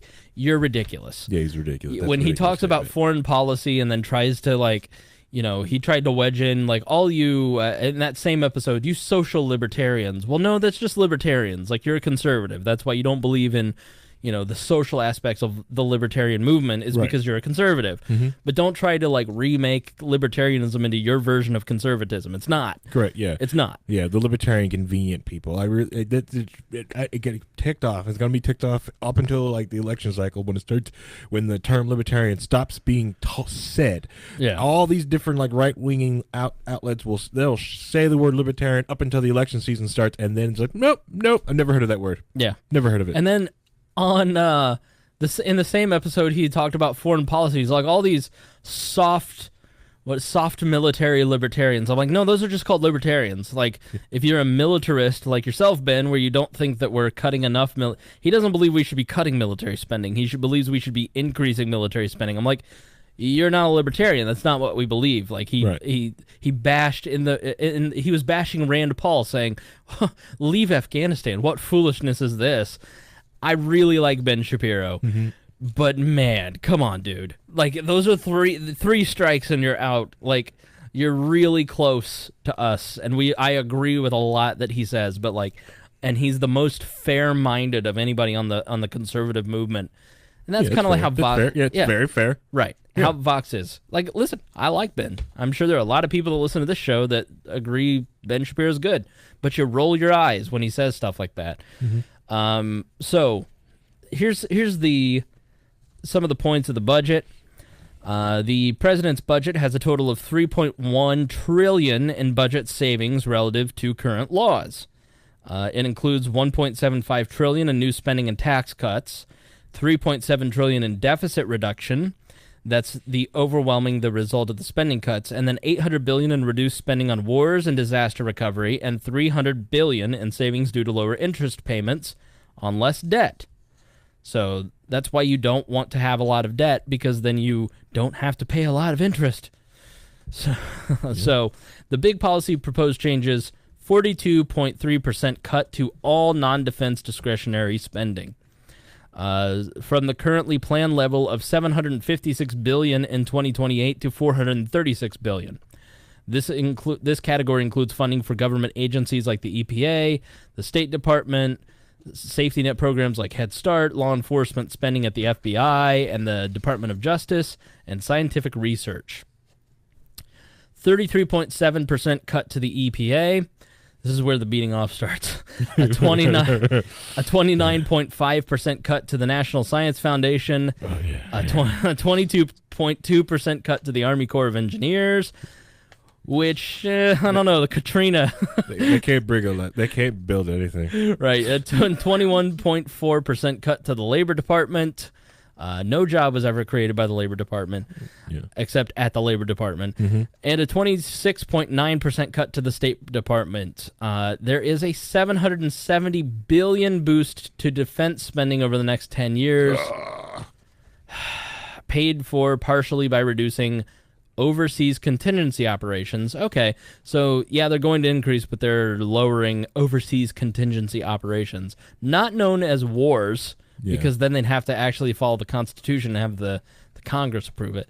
By 2028, total defense spending will be lower, but over the next few years, it will be significantly higher, 7.9% higher in 2020. By 2028, there will be a 7.1% cut to Medicare due to reforms meant to cut payments to providers and reduce wasteful treatment. 22.5% cut to Medicaid and Obamacare subsidies by 2028. A 27.4% cut to SNAP food stamps, and a 20.1% cut to Section 8 housing. $550 billion in new tax cuts, $199 billion over 10 years for a new infrastructure program. So he wants to spend $200 billion on infrastructure. Let's see. They tried to get this passed, sort of the same thing last year, and it didn't fly, and this probably won't fly either. Question going on in the chat room from Reinhold. Quick question: are these cuts to spending or cuts to proposed increases in spending? Proposed increases. So they're not going to go in and they're just going to. It's like we talked about the last episode with the sequesters. So as Creighton outlined, like there are three types of spending cuts. Mm-hmm. Like what never actually happens is they don't look at what you're spending in 2018 and go, we're going to spend this less. Like they've already funded this year. Mm-hmm. And so what they're talking about is the next 10 years. Right. And so what they do when they cut spending in government terms in Washington speak is they cut projected spending. Mm-hmm. The budget. Right, the budget. So you can have, let's say you have an Obama, let's say Bernie Sanders gets elected in 2020, okay? Mm-hmm. You may see the spending go down in all of these areas over the next 2 years according to the Trump budget, but then Bernie Sanders can have his budget passed and it completely change things. This is why we had, we had surpluses towards the end of Clinton. It was projected surpluses. Right. It wasn't like we didn't have an extra hundy in the bank. Like we had projected surpluses in the future. So you have basically like you've balanced spending and deficits and debt and all that stuff. So I mean it's like government spending is just not the same as our personal budgets. Like we hear, well, I have to balance my personal budget at home. The government should live within its means. You hear congressmen say that all the time, and that's just like a fundamentally dumb person because it's when you're dealing with the amount of money at the federal level and the amount of like bloat, like the amount of agencies, it just functions differently. Public financing is completely different than your home budget. It's completely freaking different. And the simple fact that we're 2020 in debt, we're going to need to buy a planet and then flip that planet if we're going to get out from our 20 trillion. Coming for you, Pluto. We hear you're a wreck. Hey, it loses its classification all the time. We could probably pick it up for at auction, very cheap. So here's how this stuff is always, when Bush tried to cut spending, and of course, every liberal commentator was, "Oh, is this compassionate conservatism?" And like this is informative for libertarians because when we're in power, this is how it's going to be written. Like the stuff that we just outlined is necessary. You've got to do this stuff. You've got to start cutting spending, Right. because if you don't cut spending, you cannot cut taxes. You cannot raise deficits. Like we don't have the money to spend anymore. Well, the other thing is like it's the spending for like each year the budgets are growing, right? And it is growing like without like good studies on whether they have the capacity to do anything, Right. or they have too much, are they actually efficient in what they do? So, Right. but they're just growing their budget. They're just asking for more money and getting more. That's the biggest issue. It's Right. like if you want to help people and gives people like the SNAP food program and stuff like that, you can help people. So, but if you look at what you've got, the capacity you have to help, why do you need more cash? You're not becoming Right. more efficient in your process. You know, Efficient processes on government. You're so cute. I do. Yeah, sorry. So this is the Washington Post. Trump's budget hits poor Americans the hardest. They're not wrong. Like, Yeah. but there's Everything hits but the poor the hardest, though. austerity is austere for everybody. But and they kind of write like it is a bit of a perception problem, an optics problem, when you just cut taxes for the top 1%. Not true. I'm getting an extra $100 in my paycheck every month. Like they didn't cut taxes for the wealthy. They cut taxes for businesses and corporations, Right. and everybody got a tax cut for the most part. But if you're going to have austerity, you've got to cut things at every level. And when you cut a SNAP food program by 22%, you know, you're going from a relatively small amount. You know, over the next decade, they're cutting $213.5 billion out of the food stamp program, Supplemental Nutrition Assistance Program, known as SNAP, for 30% over the next decade. So you're going to have, like, that's a small number compared to the military budget. Right. You know what I mean? And so you're going to have higher percentages, so it looks worse. But it's necessary. Do they do the whole bar graph, put the bars together to offset everything? Right. SNAP provides an average of $125 per month to 42 million Americans. 42 million Americans out of 330. For the last 40 years, the program has allowed beneficiaries to use SNAP benefits at grocery stores as if they were cash. Under the budget proposal, the Department of U.S. Agriculture would use a portion of those benefits to buy and deliver a package of U.S.-grown commodities to SNAP households that receive $90 or more in assistance each month. Uh-oh. What's the uh-oh? That doesn't sound efficient. Well, so here's what Mulvaney was arguing. Okay, so this is again from the Washington Post, same article, same author, Caitlin Dewey. Mick Mulvaney, the Office of Curmudgeon. I am having the worst time talking tonight. Office of Management and Budget Director Mick Mulvaney described on Monday a Blue Apron type program. What we do is propose that for folks who are on a food stamps, not all, part of their benefits would come in an actual, and I don't want to steal somebody's copyright, but a Blue Apron type program where you actually receive food instead of receive the cash. It lowers the cost to us because we can buy at wholesale prices, whereas they have to buy at retail. Also make sure they're getting nutritious food, so we're pretty excited about that. It raised eyebrows, and they make a point. The food stamp program, which delivers an average of $1.37 per meal to a high-end meal kit that runs $10 per meal, like cost me every Blue Apron is $20 a meal. Well, versus $2. Yeah. And the reason why, like, and if you ever, I didn't really notice this until like my sister, after she got done running for city council out in Massachusetts. She didn't run for Libertarian Party. She's a Democrat, but Bernie person. But it is also shocking. She was very shocked where we could agree on. But anyways, she was talking about watch your prices at the grocery store on like the months, and you can tell when the SNAP people get their benefits because the prices at the grocery store goes up. I think that's why formula is so expensive. Because of the WIC program, the Women's Infant for Children program. Like the can of formula is $20. $20 for one of those cans. I can use about a can of formula. It takes me about, I can probably go through like 2 cans a week at the very least. But if you're on WIC, can't you get formula for free? For WIC, I get 20 cans. 20 cans. 20 cans a month. Interesting. Yeah, 20 cans, which is like $200 a formula. So you basically have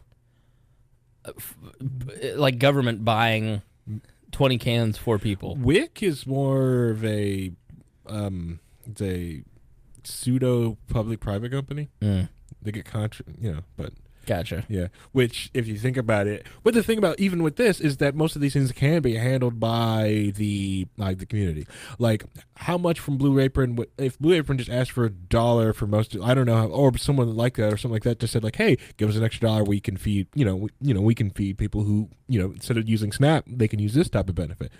Voluntarily, you could just voluntarily just pay for someone to help share the cost around. Taking half, and basically they want to provide. Go ahead. But the other thing is, like, the idea of doing that through that benefits is also you take a lot of people's agency out of what people want to eat or culturally eat. Right. Because, I know how to eat. If you're using the government benefits, like, you're giving up some agency.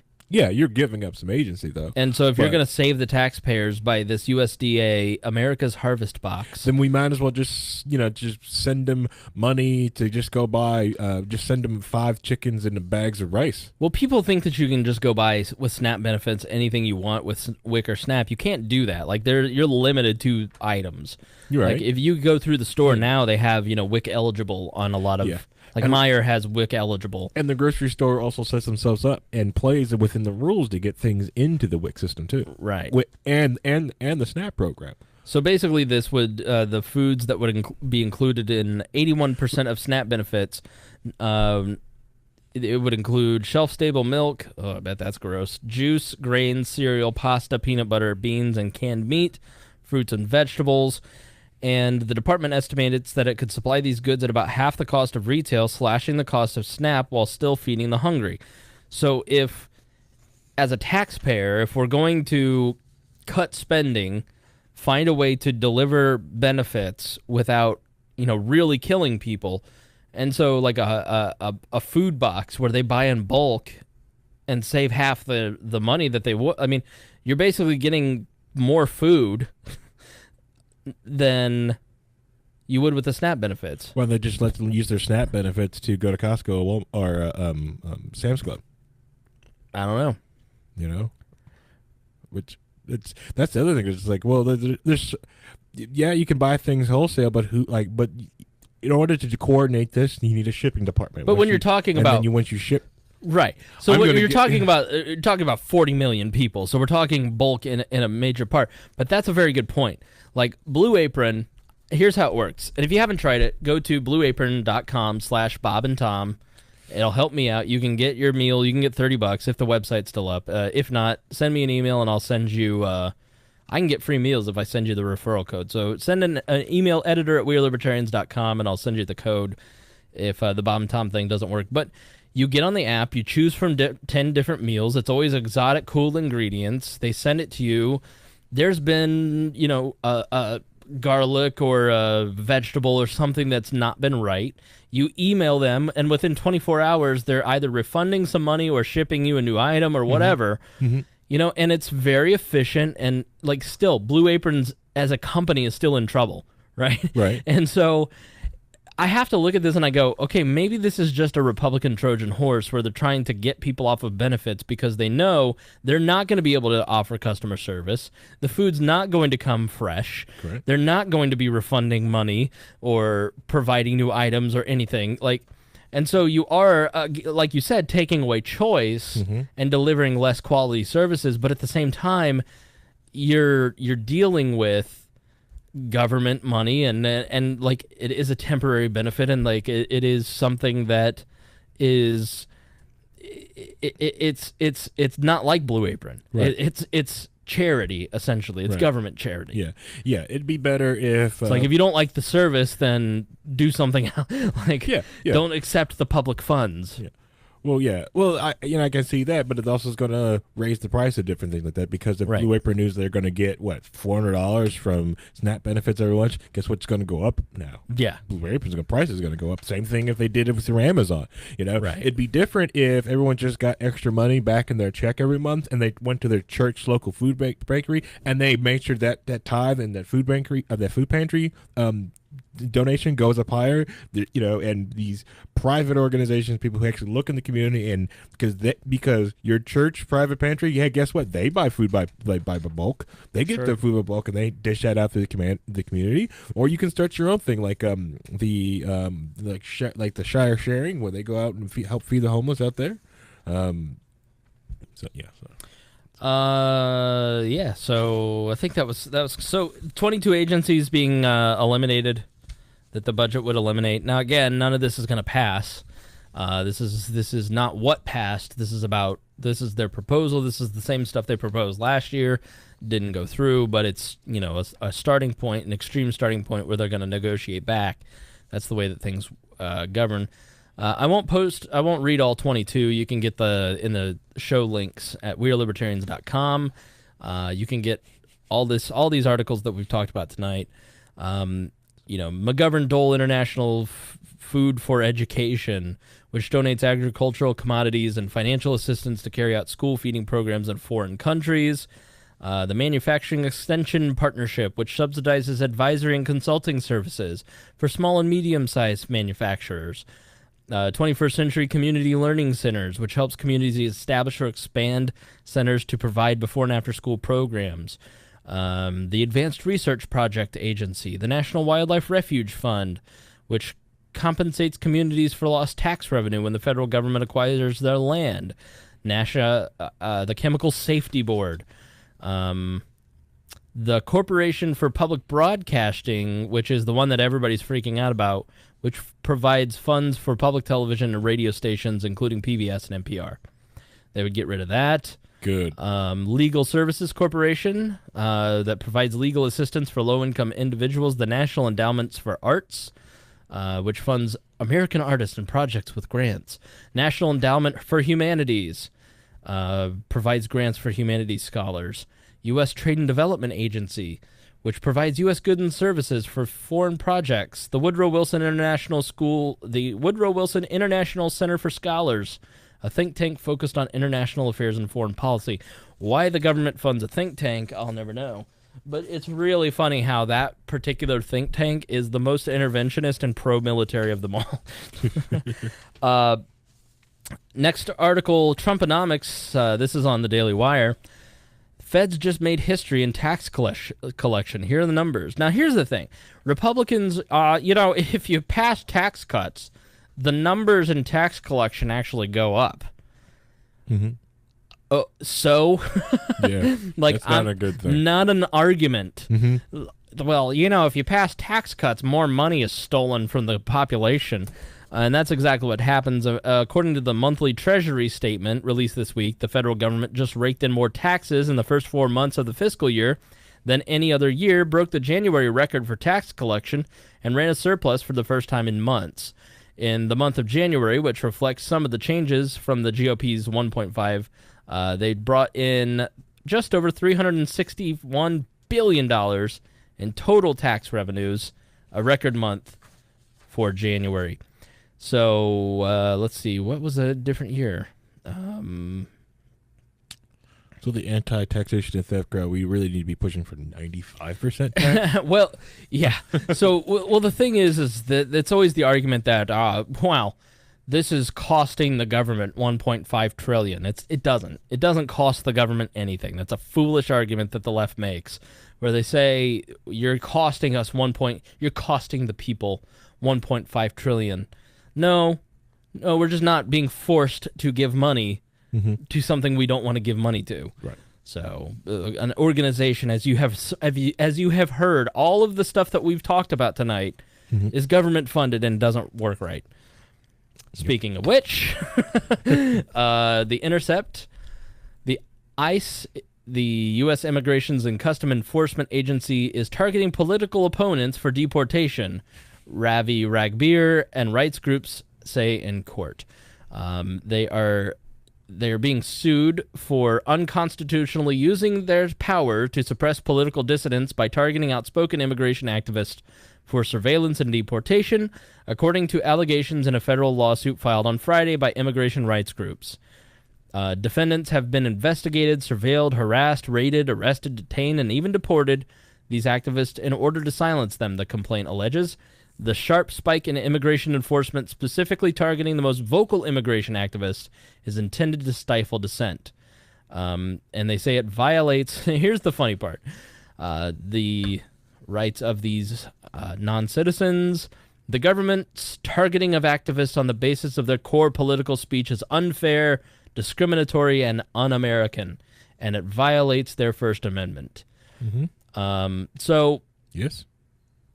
Do you believe, Harry, that you have a First Amendment right if you're an illegal immigrant? I believe everyone that's alive has a First Amendment right. Okay. Well, they just have the right to the freedom of. They have the right of speech and the freedom of speech. The amendment is only the chain that's placed onto the government. Sure. It's put on paper. I believe that they have the right to speak, but I also believe in the rule of law. And so if you were an illegal immigrant who is not a citizen or your visas have run out and you choose to exercise that and speak out against the country where you're at, the government's probably going to notice you and deport you. That's true. That does happen. It's unfortunate.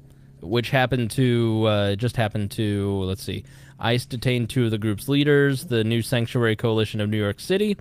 Jean Montreville was deported to Haiti, and Ravi Ragbir was deported. It was stayed, so he's not being deported. Like so many people who are living in this country under the threat of deportation, I know how important it is to raise our voices against the injustices of the system, Ragbir said. The lawsuit is not just about me, it is about all members of our community who are speaking out in our struggle for immigrants' rights. Well, immigrants have rights when they become citizens. I think immigrants have rights, and there's no such thing as an illegal person. Free people are allowed to travel where free people are allowed to go. They have rights, whether you can recognize them as citizens or not. That's regardless of the point. They still have rights.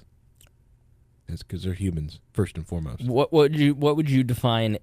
Would you say that an outspoken New York City activist who declares immigrants' rights, do you think that you and he have the same view on what that term? I don't even know what that term really means. Like, immigrants' rights would probably be what?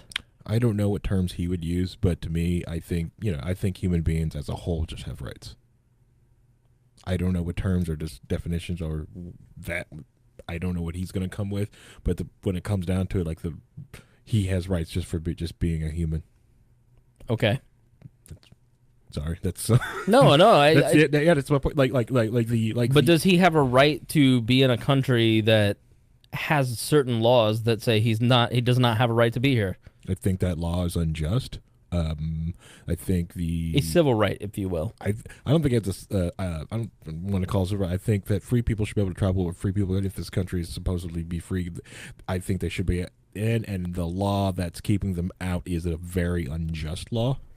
In that I agree, but we also have a law, and so while the law is on the books, until we can persuade lawmakers to change the law, should the law not be followed? Just because it's a law on the book doesn't mean it needs to be followed. Especially if it's an unjust law, and then also it's bad for people. It was at one point in time in this country, it was for the law to place chains on people of my skin color. At one point in time, it's also the law, and for the president that he removed people of Native American origin from the South and moved them out west. Mm-hmm. It was part of the law that the United States did in. Sterilized different dissidents or degenerates in this country. So just because something is a law on the book does not make it a just law, and good people don't follow unjust laws. Should he have the right to vote?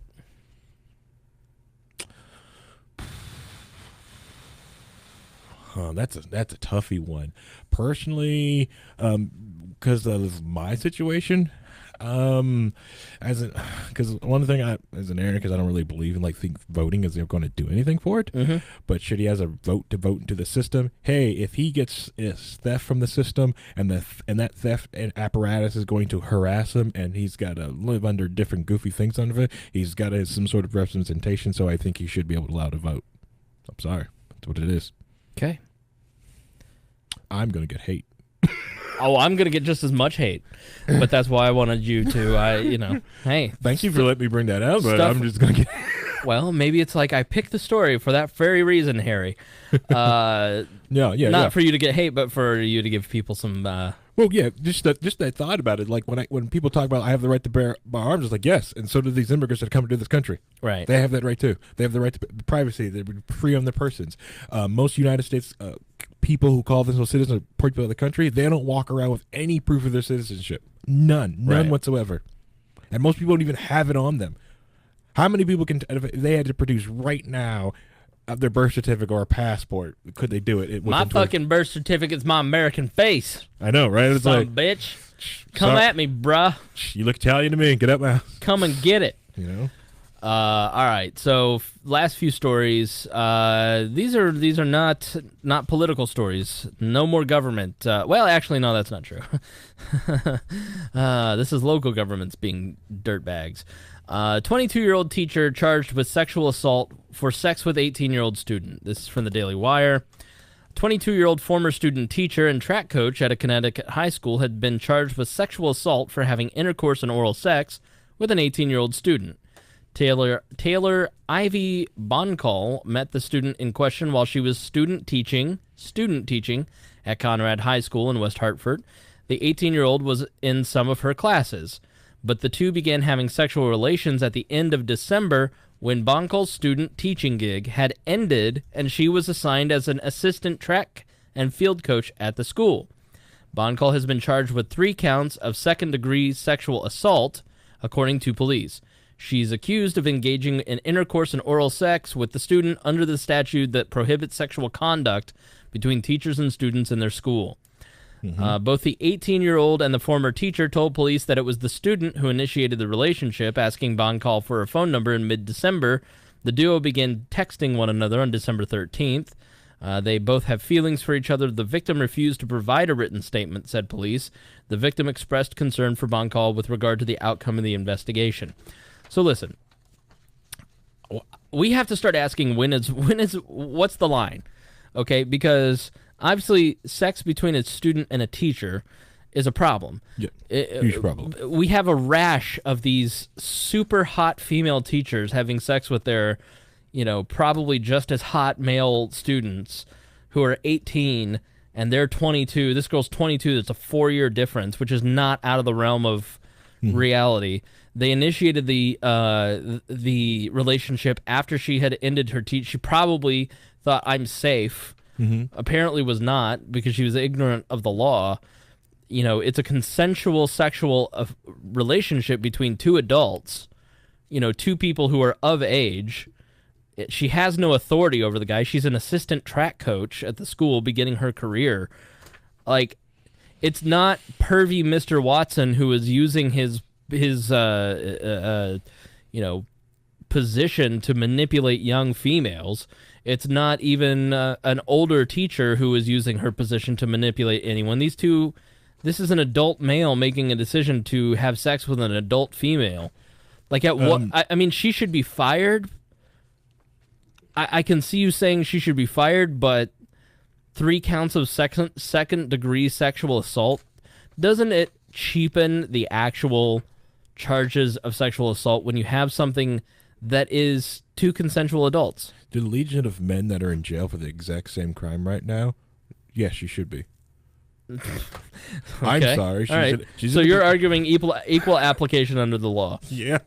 Yes, I am for that. But what about when a law is unjust, Harry? Should you not fight the unjust law? You were just against the rule of law a moment ago. Now you're for the rule of law. Where's your standards, sir? All right. The thing is, right, I see what you're saying like that. But at the same time, he is still a child in school. Right. He is not an adult outside. He's still a child in school. She is technically a teacher in a position of power at the She school. was no longer a teacher. Doesn't matter. Still formerly in the position of power, close enough to the time thing. Like if the genders would reverse, people would be outraged, and they should be outraged for this. Instead, everybody's like, nice. I know, which should be nice. No, not nice. Okay. If it's the simple fact that these are kids. The kids are off limits. I don't need you flirting, having sex with kids when they go to the school system. You know the rules. Keep away from. School system probably has a zero tolerance policy, and she's fired. Like, Yeah. case closed. Why is this? This is a victimless crime, Harry. This is a victimless crime. These are two adults engaged in this is what libertarians rail against all the time. This is not a 16-year-old and a 22-year-old teacher. Yeah. This is an 18-year-old male. True. Why? Where's the crime here? Right, I get that. Yeah, she should definitely have been fired for, like, legally. Yeah, I can see. Yeah, it's that gray area because of being 18. But if the I can see it from the one because he's still technically in school, and it can be seen as predatory. But it's not predatory. He's the one preying on her. Not necessarily. The facts of Not necessarily. Male sexuality is very aggressive. It's going after, doing stuff like that. Female sexuality is very passive. Wearing makeup, wearing heels and stuff like that. Very passive. Stole that from Jordan Peterson. Anyways, yeah. I would say that I'm very passive. I'm much more of a female in terms of mating. Dear leader said it's a sub. So wait, Dobbs, no, I'm editor, not. I'm editor. I do definitely not a sub. I am not a sub, but I do like the women to come to me. But I'm sliding in some DMs as we speak. But no, I just don't agree. I think there is no other. It's like if you passed a law saying that you couldn't even get away constitutionally, I don't think, passing a law saying anyone who is employed by a school system may not have sex with an adult. There is no court in the land that would find that a constitutional law. Like, you can't say that if you choose a career path, you can't have sex with an adult. Like, you can, unless you're Arvin, criminalize pedo behavior and having sex with people under 18. But once you're 18 and you have full agency under society, except drinking, then you soon to be smoking in Indiana. He's an adult according to the law, and she shouldn't, just because she held a position and got a paycheck, a very small part-time paycheck at that point from a school system. Yeah, like they waited until to even talk until after she was working there. Yeah, it's just foolish. Yeah, it's outrageous and just go overhand at that like that. But at the same time, like I said, like if you look at the other cases that have gone through that, it's almost like par for the course. Right. And it's actually and it's a very like sad thing of the whole different system of all the different other crap and mile longs of this junk going on. But I doubt she'll see any real hard prison time in anything. She shouldn't. Yeah, she won't. At best, she'll probably get, I don't know, probably probation, probably the service sentence on the weekends at some county jail or something like that, or community service. Yeah, like that's probably what's going to happen. At most, it should not be a felony. Yeah. By any the sad thing about it, is that if she was a good teacher, she probably will not be able to teach ever again. Exactly, her whole career path. I mean, is done. Her entire 4-year degree is. And I'm not even going to say she made a stupid decision. She's a 22-year-old girl who who texted back and developed feelings after she was not employed. I mean, she's a like, you remember when you were in school, part-time track coaches. It was not the same. Like, I can remember teachers' names. I can't tell you who was the part-time track coach. Like, she had influence over him. No, she didn't. She was a part-time girls track coach. This dude was not running on the girls track team as a senior. You don't know Shut that. up. You don't know that, okay? I assumed his gender. Yeah, how dare you? Next article pissed me off. Mom upset after school tells 6th graders they can't say no when asked to dance. Now, this is in Utah, and apparently Mormons have they're generally, because they're polite people, told not to turn down a dance when asked. But for a school, let's just read this. When Natalie Richards' 6th grade daughter told her she couldn't say no if a boy asked her to dance at Canesville Elementary Valentine's Dance, she didn't believe it at first. "Oh, no, honey," Richard said of her reply. "You guys are misunderstanding again. That's not how it is." However, after speaking to her daughter's teacher, she realized the statement was accurate. The teacher said she can't. She has to say yes. She has to accept. And I said, "Excuse me?" Richard took her concern to the school principal. He said that they have this dance set up this way for a long time and they've never had any concern before, she said of his response.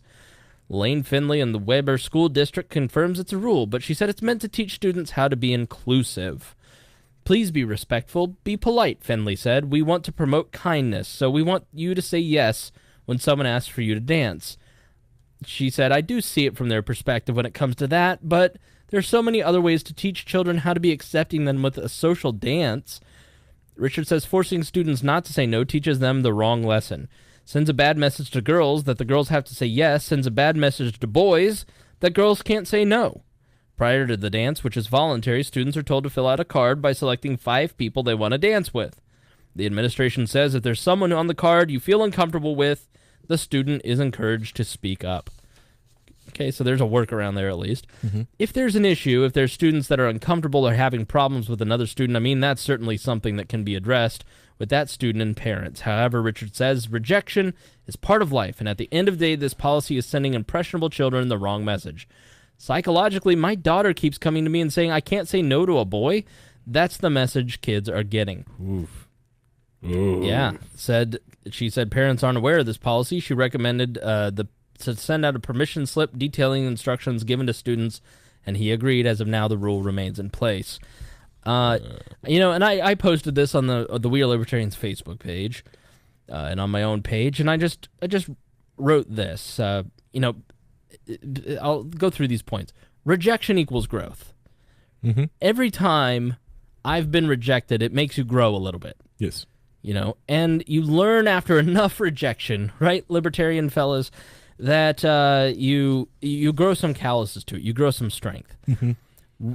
It makes us grow. We have to be rejected. Yep. The ability to overcome adversity builds self-esteem, mm-hmm. and the opposite is entitlement. And if you are overcoming the adversity of being rejected because mm-hmm. you're being rejected, I'm rejected a lot because I'm fat. So I decided if I don't want to be rejected as much, I should look healthy and lose weight. Mm-hmm. Some of you have horrible personalities and you're rejected because you're mean and you manipulate women. If you get rejected enough, you go, "I should stop manipulating women. Negging and everything I read in the game is stupid. I shouldn't do that anymore." I get rejected by women because I don't make any money. I should get another job.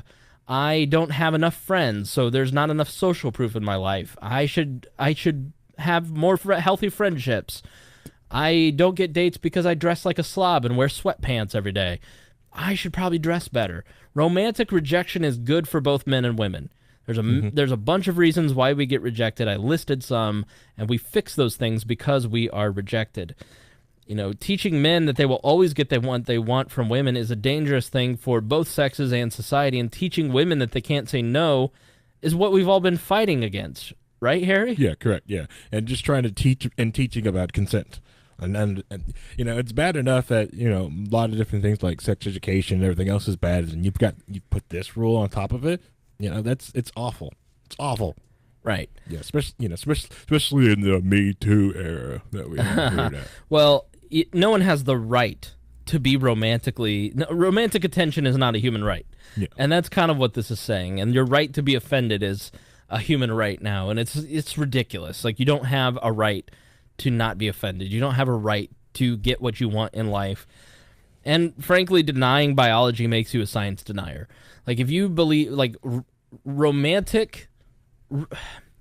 human attraction, sexual attraction, and I know this isn't a sexual situation because these are kids, but that friction as a kid of rejection and boys and girls, like, I got rejected a lot, and it gave me self-esteem issues, but it gave me something to work on. Mm-hmm. Bullying is not nice, and you don't want to be rude about it, but that's a teaching lesson to a child saying your base instincts are not good. You should produce higher thought. Like, the idea that if we just soft pedal everything, then everybody will stop bullying each other and it will be fine is really just entitlement, and that becomes a prison because nobody's actually achieving self-esteem because they're not overcoming adversity.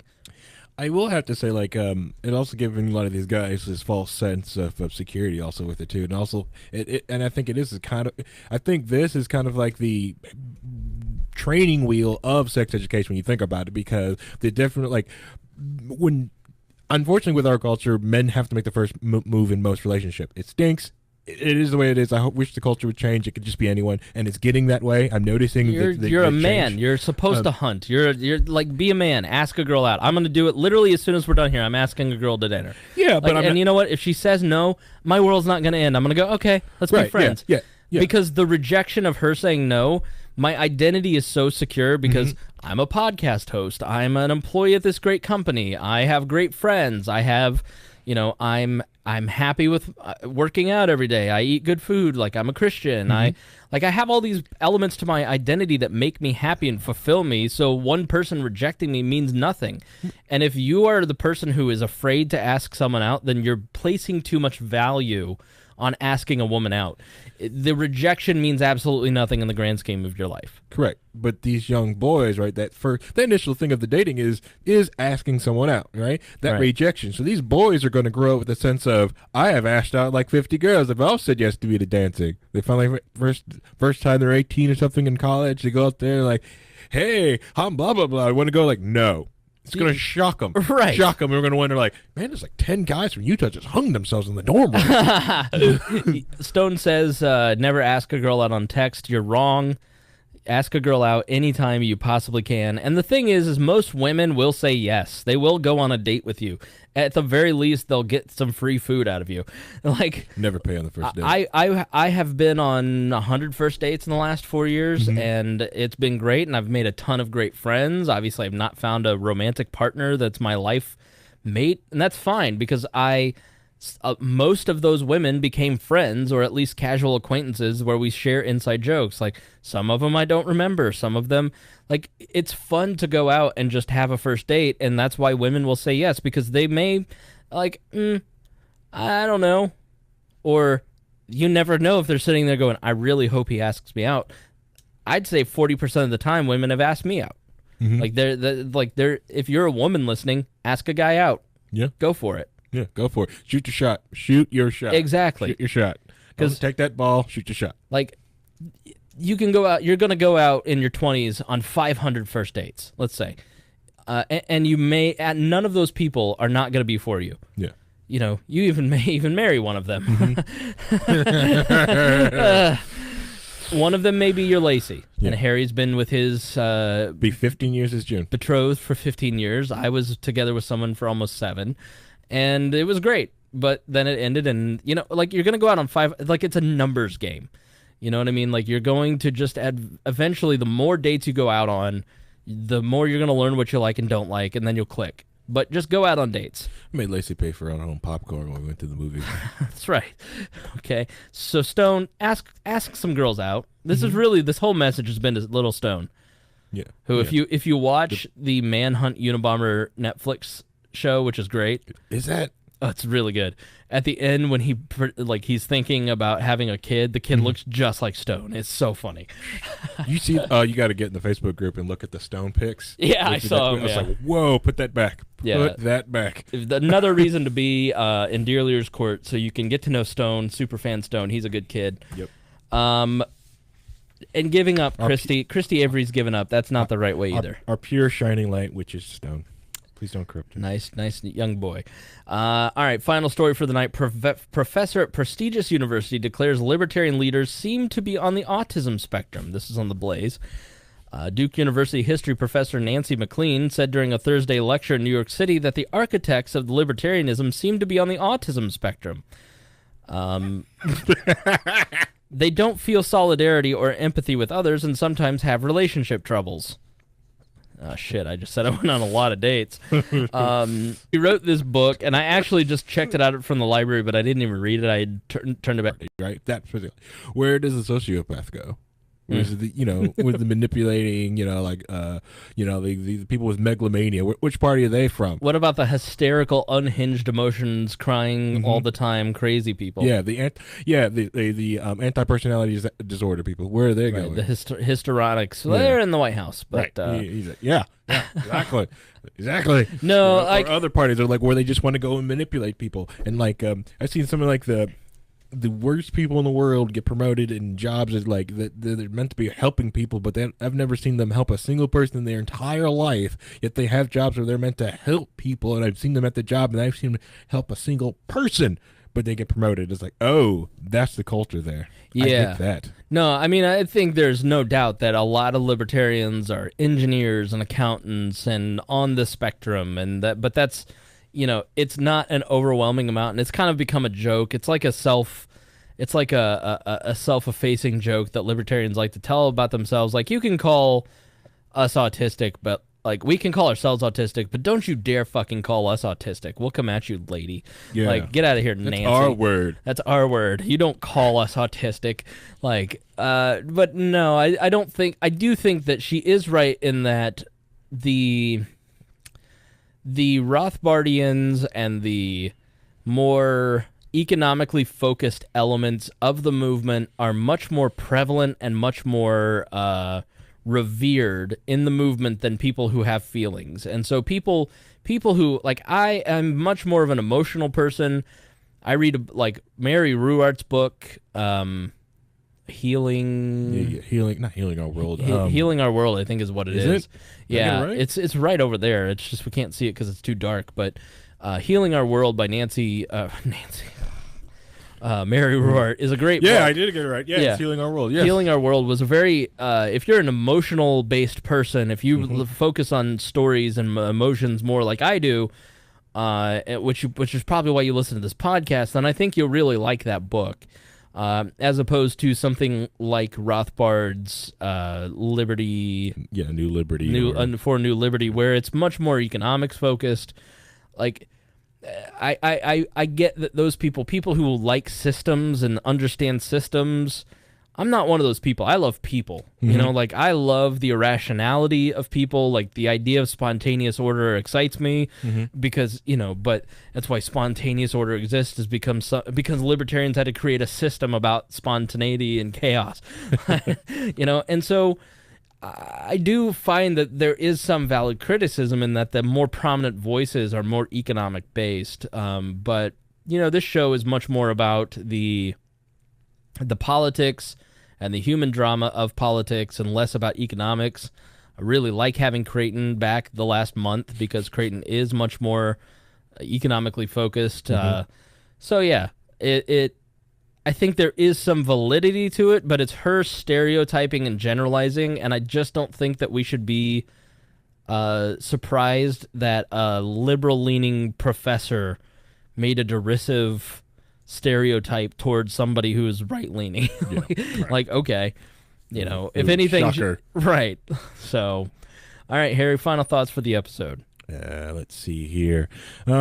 Just putting it up there. Just please jump in the Discord, and do remember, like, we have a different channels in there. It's kind of works just like Slack. Come in, communicate with other people, say hi, different things.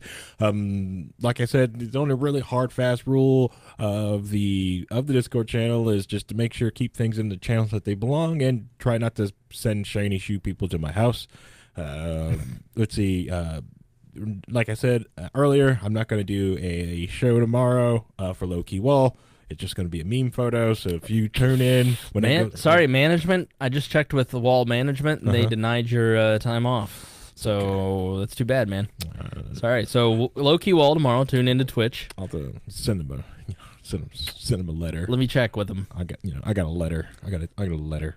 And then let's see. We got Liberty and Chill on Friday. I've still been busy with the last bit of school this last 2 weeks of the semester's kicking my butt.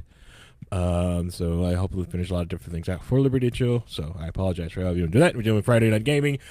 And let's see. Let me check my notes, make sure I got everything that I wanted to say off here, because I thought I had something and I don't remember it right now. And I apparently did not write a note for that, and that freaking sucks. Because I'm like, there's something like on the tip of my tongue that I really wanted to get off my like with all of this. Now I remember. I had to look over the chat. Okay. The one thing is I just want like libertarians and other people just give a thought about is things don't happen in a vacuum. If I've been giving a thought, like almost a thought experiment, if the United States did open its borders and allowed people in here, a lot of people believe that the welfare state would cripple. But would it? Because it wouldn't do it in a vacuum. It would technically get more money in with more people paying into the system. Could Right. it handle it, all of it? It would the increased rush of people wanting things in American dollars. What would it do to the currency? This would not the whole like this things wouldn't happen in a vacuum. These other demands that would have happened or happen to go for good place. More people in the country, more needs, more necessary for houses and other goods. Things don't happen, that's the other thing. I don't know. I don't have the answers for it. Like I said, it's a thought experiment. I just started myself. I just started thinking about Saturday night, just up studying, like, this wouldn't happen in a vacuum. What would happen? So message me on Discord if you have thoughts about that, or you're anything like that, or you think I'm wrong about that. You want to send me something, or if you. Or if I'm, or if I'm kind of right about it, like it wouldn't happen back. Other things would boost it up, and you've got some other like facts to support that. I'll take that as well too, please. Cool. All right. Discord again. You can find that at the front page of We Are Libertarians. Same with the Facebook group. Join the community. All right. I've been watching Manhunt, the Unabomber series on Netflix. 4 out of 5 stars. Very good. Really interesting, very non-truthful. Like it's a drama that reflects real life, but if you're looking for the actual like breakdown of real events, this is not the place for it. But I think what is probably the final episode, I think I'm on episode 6, where they kind of show you his background. So if you don't know, like, let's refresh, because there's probably a lot of people that don't know who the Unabomber is. But kids, the 90s were nuts. All right, the 90s were absolutely bananas. You had like O.J. Simpson was the most like The Rock is probably the only person that is comparable. Imagine that The Rock were not only on Monday Night Football and did TV commercials and made movies, but he was doing endorsements, and he was a fitness guy, and he had this past sports. Like O.J. Simpson was one of the biggest stars in the entire country, because in the 70s, everybody knew that they had to start putting black faces in commercials and showing black faces, but O.J. was white. Like OJ was in LA in the late 60s at UCLA, or no, it wasn't UCLA, it was the other one, the Trojans, University of California. Look up the Trojans, please. I don't want to get that wrong. But so he's like this famous guy. He's it's the height of Black Power. He's the biggest star in the country, and he just refuses to get on the Stokely Carmichael Black Panther Black Power bandwagon. And just is the ESPN documentary about him is great. So is the USC Trojans. Yeah, University of Southern California. Yeah, and so is the Cuba Gooding Jr. movie about the trial. But just a really interesting cultural figure. Here from the 70s and 80s into the 90s, here's the biggest star in the world. And he butchers to his ex-wife, 2 people, and then we have this trial that we can't even explain to you 18-year-olds. Like, you just can't. It was everywhere. It was crazy. You had the 2 biggest skating stars in the Olympics. One of them had her husband, Jeff Gillooly. Tanya Harding had Jeff Gillooly beat Nancy Kerrigan's knee, and then she had a comeback. You had JonBenet Ramsey disappear. You had Lorena Bobbitt cut off her husband's dick. You had Joey Buttafuoco get shot by his 16-year-old girlfriend. 92 LA riots. 92 LA riots. Like, the 90s were nuts. And you also had Ruby Ridge in the late 80s, the Waco tragedy. I'm not going to call them a cult. Like, the Waco stuff is bubbling back up. Several great podcasts about Waco. Backstory is a really good history podcast, and they just did something on Waco. You had you had Heaven's Gate. They all killed themselves. Yeah. What are some of the other cultish type things and government standoff? There was another one. You had the Oklahoma City bombings, the World Trade Center bombings. Which, the other Oklahoma City was in September the 11th in 93 or 93. It was so you just had all this massive stuff, and there was just always all kinds of crazy happenings. And so now, 30 years later, they're making documentaries about it, and I love it because watching the OJ and Tanya and the earthquake in California. Yeah, big earthquake. Yeah.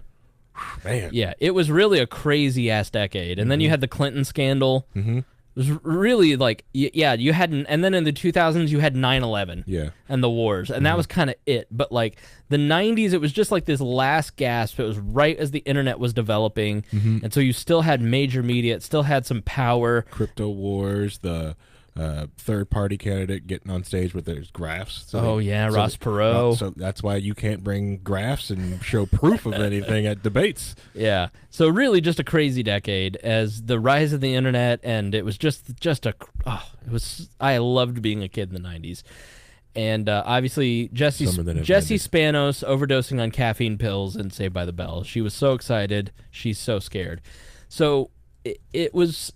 Now they're remaking all this stuff, and I just love it. And one of the things that they've covered is the Unabomber. Well, Ted Kaczynski, it turns out, was this guy who was sending packages to universities and scientists for 17 years, blowing up bombs, and it ends in the most expensive, most expansive manhunt in FBI history. And they finally track him down and catch him after the manifesto is released, which, if you read the manifesto... kind of getting on board as I read through the manifesto. Lived in this cabin in the woods in Montana, and they finally track him down. But in the one fact I did not know about Ted Kaczynski, and they show it in the miniseries, is in the last episode. He was part of MK Ultra. MK Ultra was a CIA experiment to mimic the mind control of the Soviet Union as they thought existed. And so they took Harvard students and basically manipulated their brains. Ted Kaczynski was a legitimate uber genius, 167 IQ, brilliant guy. Goes to Harvard at 16, gets picked to be part of the CIA program. And they recreate the actual experiments in the show. And the entire show is worth watching to see what your government did to people. And you go... Oh, okay, so the government does mind control experiments on a 16-year-old child, and then he turns on colleges and the government and starts blowing them up when he's older. Pff, you don't say. You don't say. You don't say. And you just go... It's almost like blowback or something. It's like... So, as like they've been covering Waco... and Ruby Ridge, and the Unabomber, and like they make mini-series out of all these things, and they like you listen to podcasts about all these things. You just sit there and you listen and you go, yeah, government fucked that up. Yep. And this is no different. You just sit there and go, that Unabomber guy was terrible. He killed all these people. He blew them up in a savage way. Oh, the government had something to do with it. Yeah, that makes sense. Right. Okay. Like you can't even have a serial killer these days without the government contributing to it, can you, Harry? That's why they all suck. The other thing with it, like Jeffrey Dahmer, you had Jeffrey Dahmer eating people. Yeah. One thing I want to know: do they actually talk about how he was captured? Did they get to that? Or they haven't? I haven't gotten to that point yet. Okay, they probably do. But. That was also the brilliant thing. The FBI couldn't find him. Right. He was offline, and he was in Montana in a cabin. Yeah, and basically people found him. Right. People picked him apart. Well, they decided to finally publish the manifesto, and the whole documentary kind of centers around this one agent who was an agent and an amalgamation and way overblown for the investigation. So they published they published the manifesto, and then his sister-in-law, who hated him, read it, showed it to her brother, and his brother, basically said, this might be my brother because he's saying the same things he said in these letters and the same thing he's been saying for 20 years. And he's just a person who was basically broken by the CIA experiment and then killed a bunch of people. as a result. I mean, I'm not taking away his personal responsibility, but at the same time, like, whew. Oof, yeah. It blew my mind. Like, I'm watching this an hour before you get here, and I just go, the government is just behind. When is Alex Jones going to stop being right? The scary part about it is like, all right, kids. Thanks so much for joining us here in this episode. Thank you to Christy Avery, Brandon Luke, Craig DaCosta, and Jason Doolittle for being our $100 a month subscribers on Patreon. More coming along that lines. I won't speak out loud yet until I'm ready. I have a bad habit of that. Yeah. I just get excited. So very excited. Very excited that you guys are here, that you have joined us, and we appreciate you for being listeners to We Are Libertarians, and thank you for spreading the word. And until next time, we say, I don't know what we say anymore, but until next time, we'll see you, I don't know, goodbye. Maybe we should end it with goodbye. Bye-bye. Goodbye.